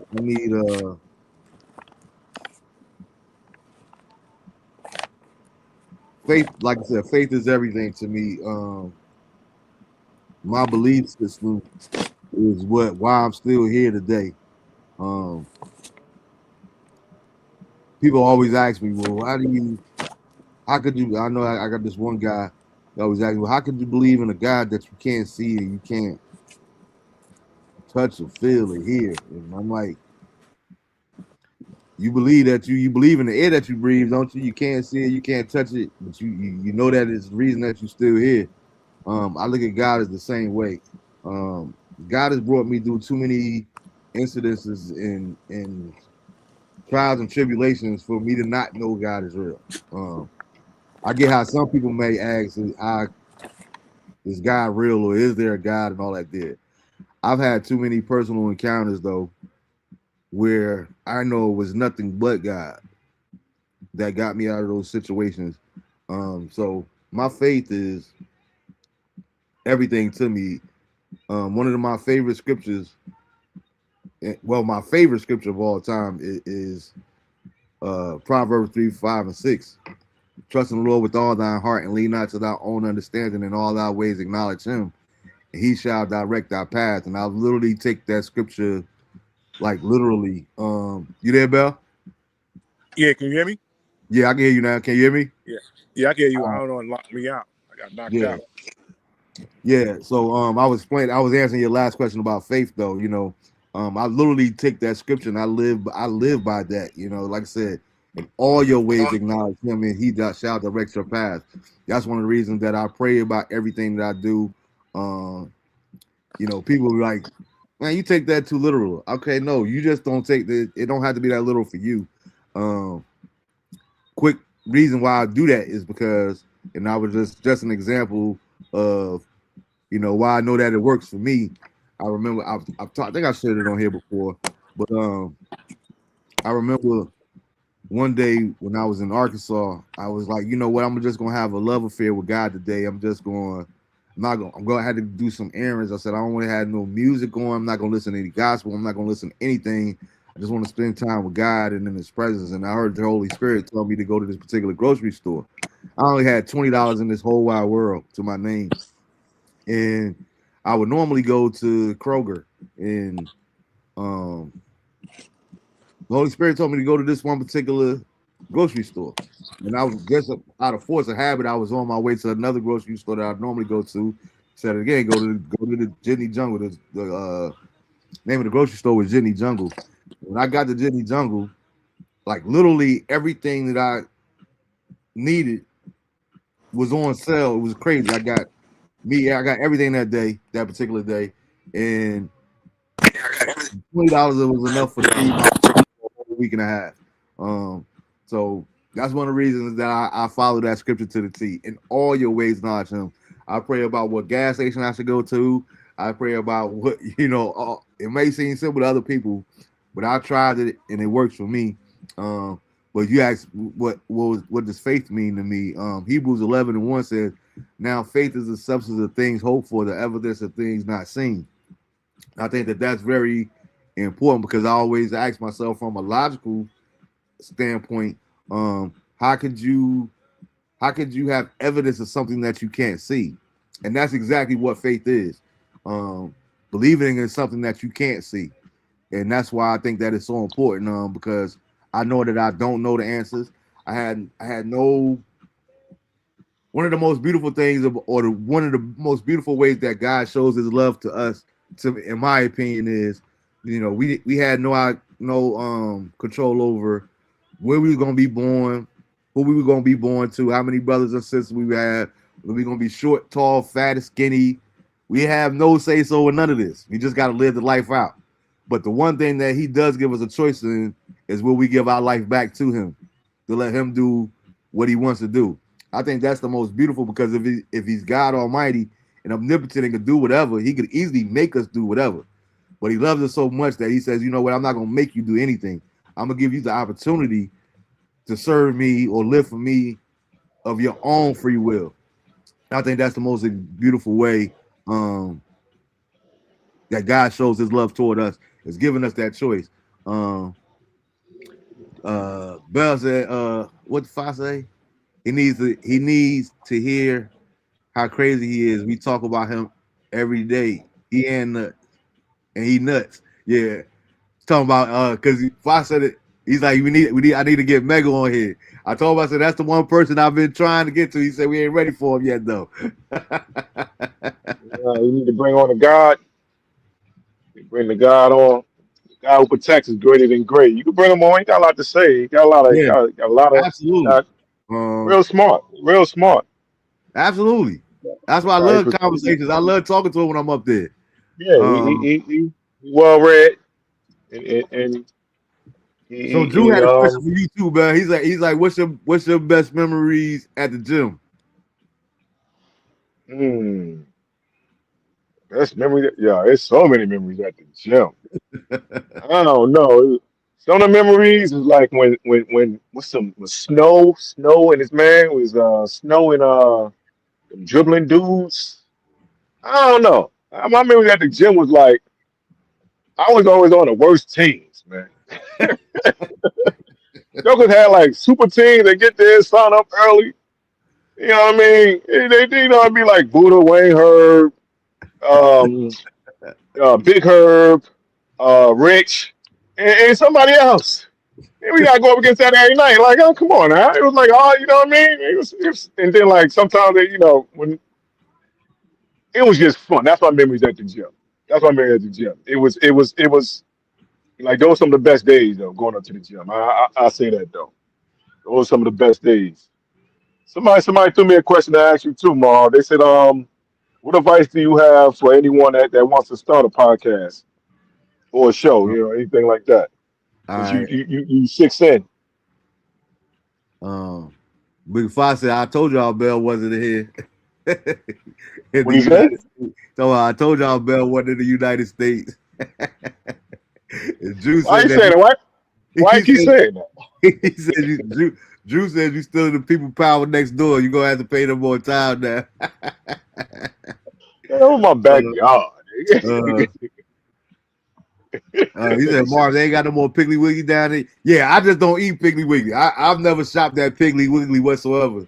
I haven't I had never. pork since I left Jersey. I stopped eating pork in '94. What So is the just 'cause it's Piggly called Wiggly? Piggly I done Wiggly, I heard it don't even on like go TV shows. What's the there. Nah, Piggly Wiggly? What that's the? a real place down here. All they sell is pig. All they sell is I pork don't know out what there. they sell. Like I said, I never even been in there. I think it's just a regular grocery store though. I don't even go in there Yeah, though. And said Piggly when Wiggly. 12 ran down on us on US Little Rock. Oh man, look. Man, I mean, us in Little Rock. Oh man, that's a story for another. I'm gonna tell that story on another show. But yeah, the boys they ran down like Bell.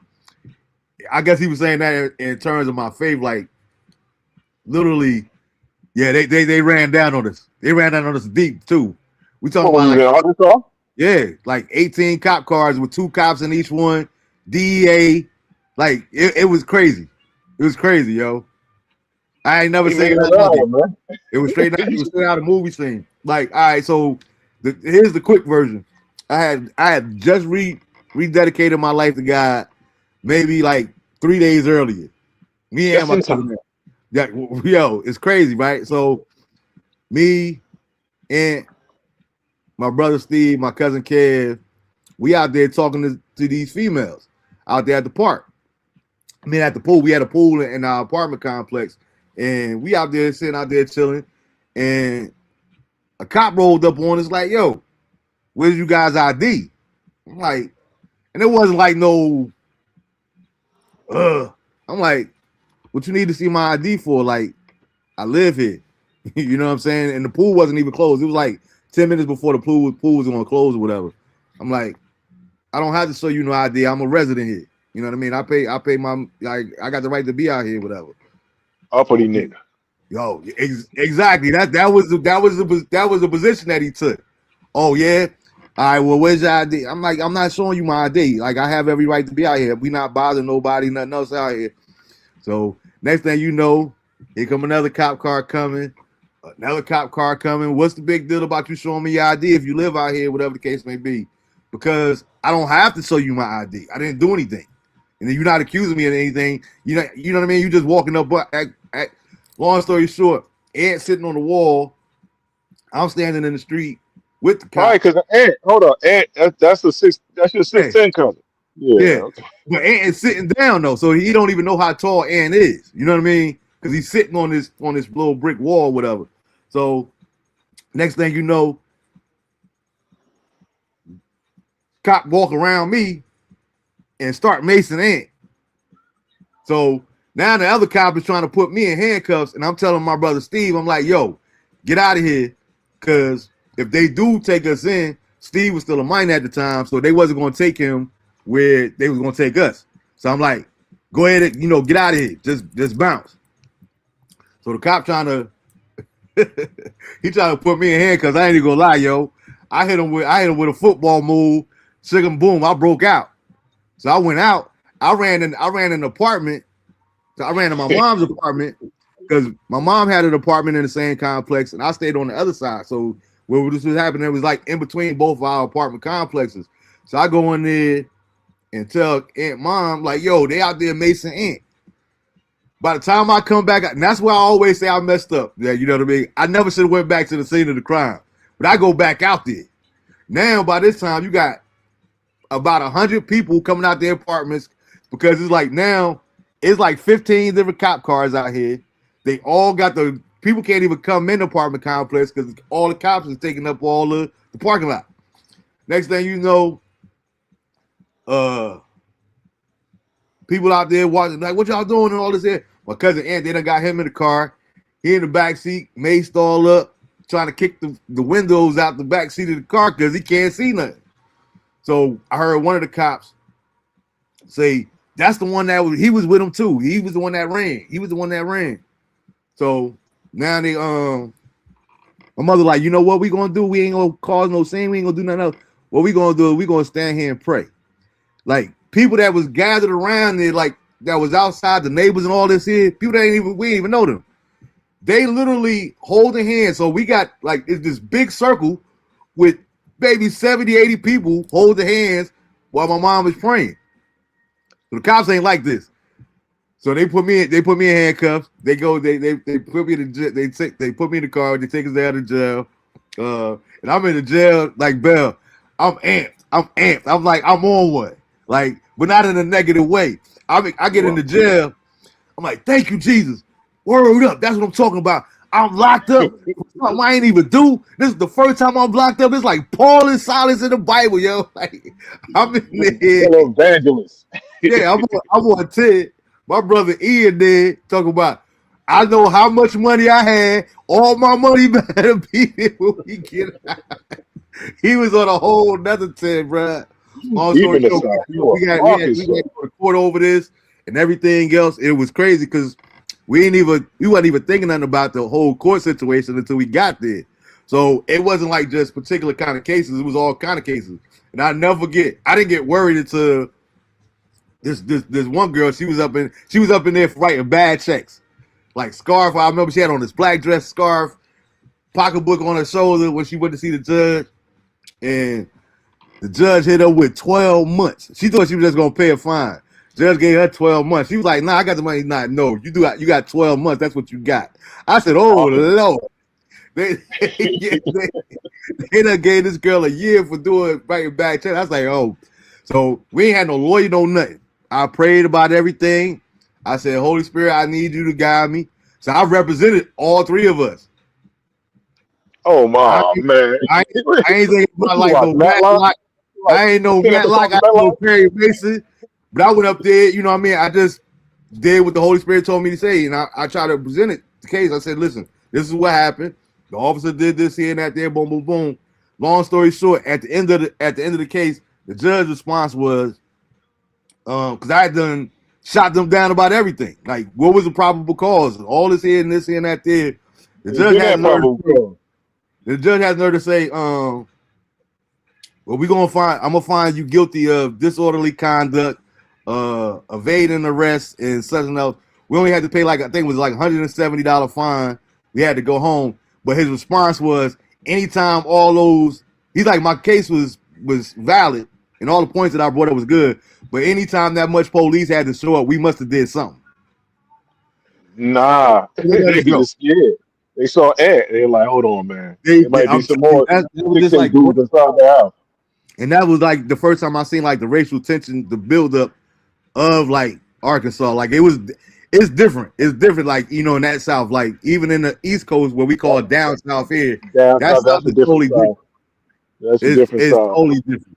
I done heard all the porch monkeys and all this. Like, nah, it's different. It's a different breed. The demographic different. They outnumbered. They way outnumbered over there, Arkansas. And Drew said that sounded like when the Cherokee ran down on us on Sunset. It came with the big movie lights and had the chopper. They put us all on the wall, and the cops go in the backyard. Everybody ran. Absolutely. Man, I remember hearing the stories about the Cherokees and all that. Did man? I'm not into nothing, yo. I ain't do nothing, yo. You know how many times I got like in Green Street for walking to the store and walking back with like two people?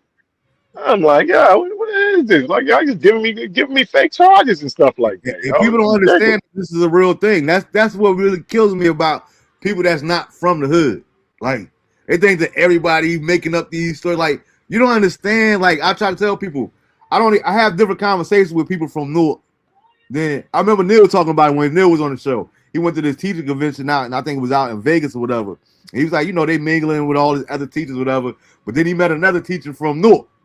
He was like, they had a whole different conversation because only that person could know what it's like to teach in Newark. It ain't that it's no different in Chicago and all that deal or different parts of North Carolina. It's different when you understand that environment. Tell people all the time, we had metal detectors before the airport did. we had metal detectors in school before the airports. Like, Yeah, it was ridiculous, man. That first year was ridiculous, yo.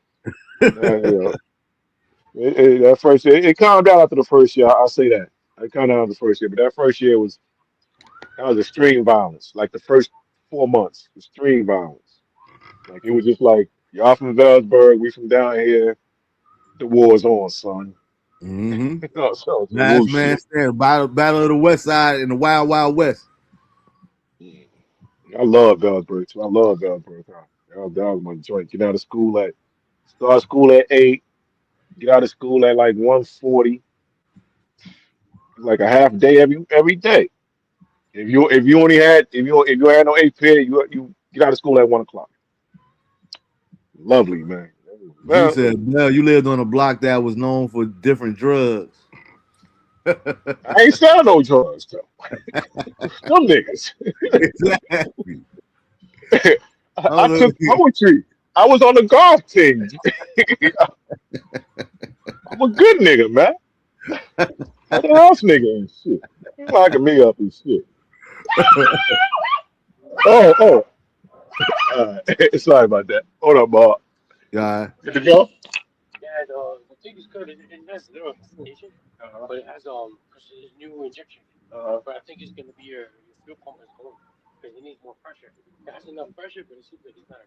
Okay. So Velsburg was it too. Yeah, man. I just missed that cutoff, so I never got to experience Velsburg. yeah. But I heard some good. I heard different things about Velsburg. I just never got to experience it myself. Should I get a few more? Hold on. Hold on. Yeah, how much you give me for the I'm gonna get up out of here soon and better get back. But man, I just want to say again, man, I really appreciate you all, man, for taking this journey with me. Um, I was about to say something too, I said I ain't even gonna do it. So it wasn't money on the spot.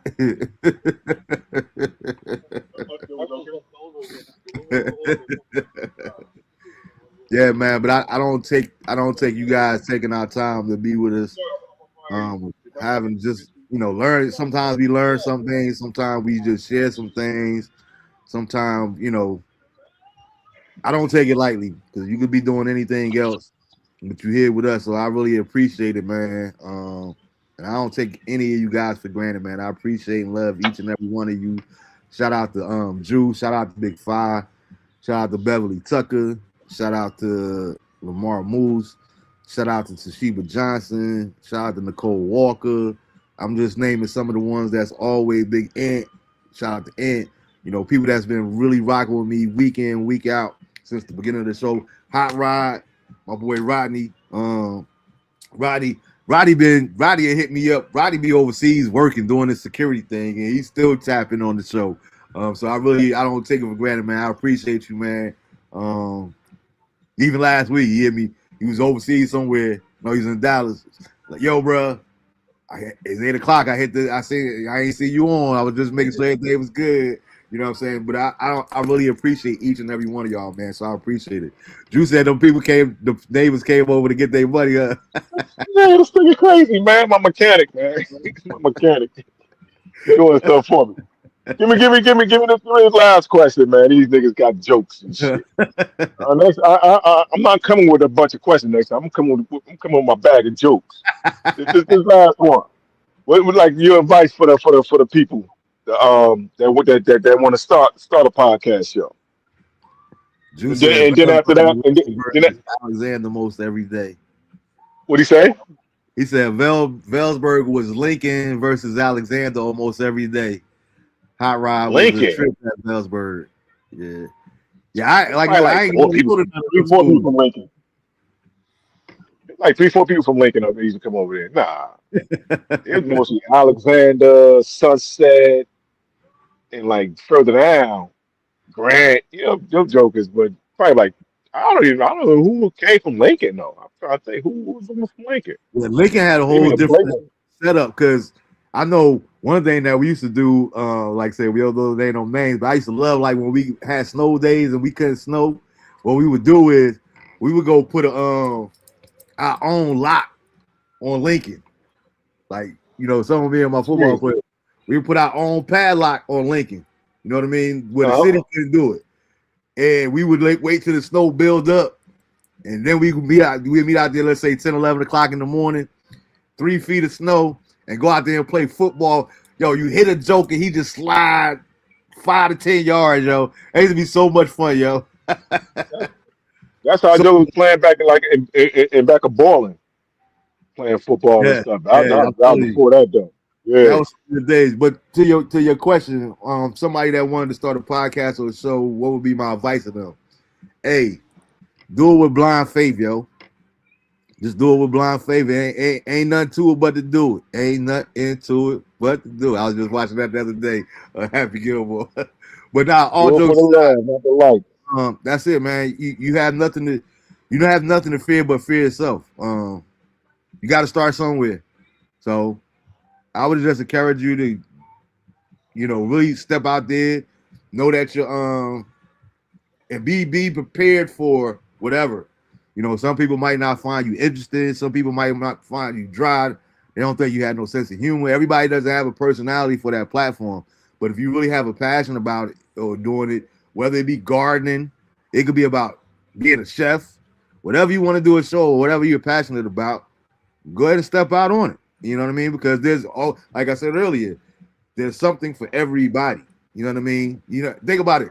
We got over 1,000. Remember, I used to tell people all the time in a joking way, but I'll be dead serious. Like, remember when TV used to go off like from 2 to 5 o'clock in the morning? Like, TV actually went off. We only had three Black channels. screen. We remember when Fox started. There was no Fox. You know what I'm saying? Mm-hmm. Now you got the military channel. Now you got ID channel. Now you got do it yourself channel. You got all these the Food Network. So there's enough for everybody to get something. You know what I mean? Whatever you're passionate about. It could be gardening.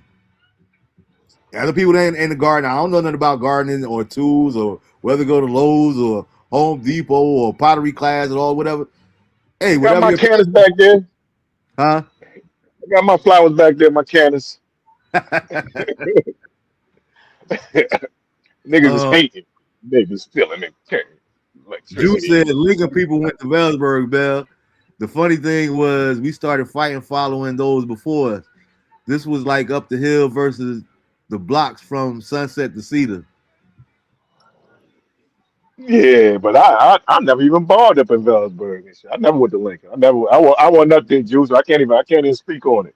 The battles was like Alexander, Sunset, and them super teams that we had to go against every day. Yeah. You know what I mean?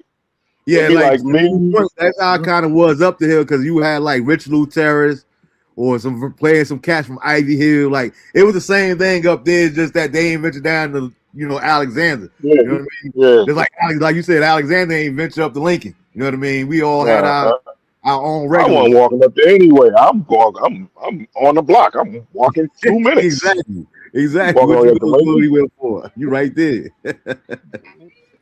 You know these niggas. Yo, who this nigga? Exactly. That's just Who the you, problem. That's who you the with, problem way yo? to start. Yeah, who you with? That's what it is. That's what's going to happen. That's exactly what's going to happen. Who these niggas and shit. I was back then and shit. And Uh-huh. that's only like 10 minutes away. And they're like, who the, but that's like a Yeah, whole different. That's like another neighborhood. It's 10 minutes yeah. away walking, but it's another neighborhood. That's what it is and shit. And that's what I try to tell people about Newark. It's like hard to describe sometimes. Like I got this other chick, she from 16th Street. Not 16th Ave, but 16th Street that I work with. They be like, oh, they hear that we were from the same city, and I'm like, yo, so y'all from the same place? Like, nah, not really. Like, we from the same No, city, but I can't tell you nothing about 16th Street. ain't going there, 16th Street. I don't go. That's I have no another reason to go neighborhood. over there. It's different. You know what I mean? Yeah, it's Up totally here, different. down here. Over there by West Side Park, Yeah, exactly. I ain't going over there. I used to go to Avon grade school over there. and Shabazz, I ain't got nothing. I ain't never going over to Elizabeth Avenue unless it's to go to White Castle or wherever. Yeah, So especially back it's then. Maybe now, a different generation, but back then, hell no. Nah. Jokers knew better. Unless you go and Drew visit said. somebody. Drew said if you go up there, you better be ready to run too. Never. That's what I'm saying. Like, So why ain't am I no coming way. out there? Yeah, exactly. I don't need to exercise. I'm gonna play ball, run up and down the court for 3 hours, and these niggas gonna chase me home. I don't need to Yeah, exercise. It's too much shit. yeah, man, Put on that's crazy. basketball shoes. Yeah, but man, we gonna get Basketball up shoes. out here, man. What did you have before we get up out here? What you say now? I said we gonna get out of here soon. Like, what else you had before we got up out of here? Nah, I'm just gonna congratulate you on the 6 years, and I'm congratulating you on the next 15 years. Now, good to me. I, 21 years, yeah, baby. yeah, and yeah. Let me know. I host the next anniversary and shit. Let me get my Ted Brokaw on and shit. I'll be more prepared, and stuff like that. Yeah, Salute I to you, my appreciate brother. you doing Salute this to too, you. man. I appreciate you, man, because I have reached out Oh to no, this young lady to do it, and she was like, she's like, I would be honored to do it, but I think that I think you should get somebody that knows you better, because we kind of just got familiar with each other, whatever else. And she was like, I just think that it would be more fitting for somebody that. And I said, that's normally what I do. I was just trying to do something different this year. I said, you know what? I said, let me holler at Bell. You know what I'm oh saying? yeah, that's a definite. You know I was gonna say yeah. What you mean holler at you? You know I wasn't gonna say no. Or on that note, the name Messi. You leave it on that note. You want to leave it on that note and tell them how you got the name, how you got that nickname, Messi Marv. No doubt, no doubt. Man, it's like this. To be honest, I done had so many different nicknames over the years, but for some That's the reason, Alexander one. That's the Messi is the Alexander one one. that stuck. And I think ain't nobody responsible for Messi other than Jake. I'm not sure, but I'm almost certain. I'm almost positive it was Jake that gave you that name. Yo, what's up, Messi? Yo, what's up, man? It just stuck. So it went from him calling me Messi to everybody calling me Messi, and I just Everybody. last 20 years. It's a double M. It's a double M and shit. So shout out to Jake. And I always try to tell people too when they hear like Messi, they call you Messi. I say, yeah, but believe me, it ain't cause I'm Messi. Yeah, like that. I don't do Messi, yo. But Messi Marv I am, yo. Salute to that man. Man, beautiful evening, man. Beautiful evening. In my yard and my neighbor's yard and using the electricity and them hating ass niggas. Drew said, nah, we want to know about Messi Marv, man. That look, You gotta ask my brother. You gotta ask my brother on listen, it. that's it, yo. Hey, what they used to say back in the day, the game was supposed to be told, not sold. You know what I mean? That's why I Nah, always try it be to tell people. sold, not told. You gotta sell it, yo. Yeah. So I You always gotta try to sell tell it. people, and that's why I always laugh too about these days in this day and age with these podcasts and whatnot. Like I'll be seeing Dame Dash and all these other ones on all these different platforms now. I'm like, I miss the days where if you know, as they say now, if you know, you know.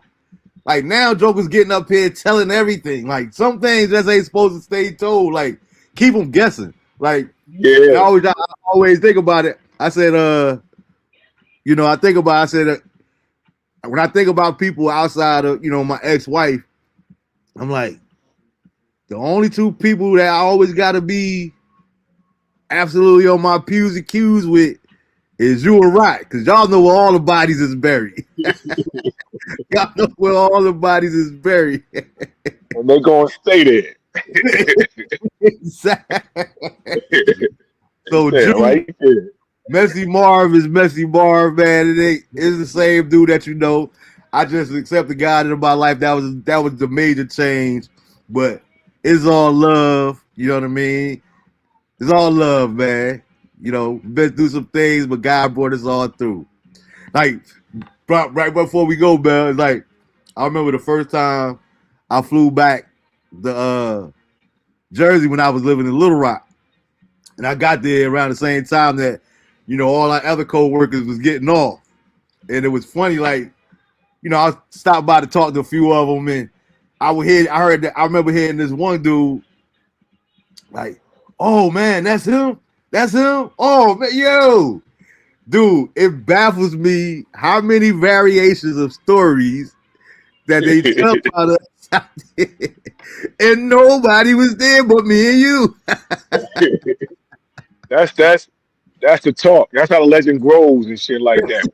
So you know It's what? just to say, That's it. I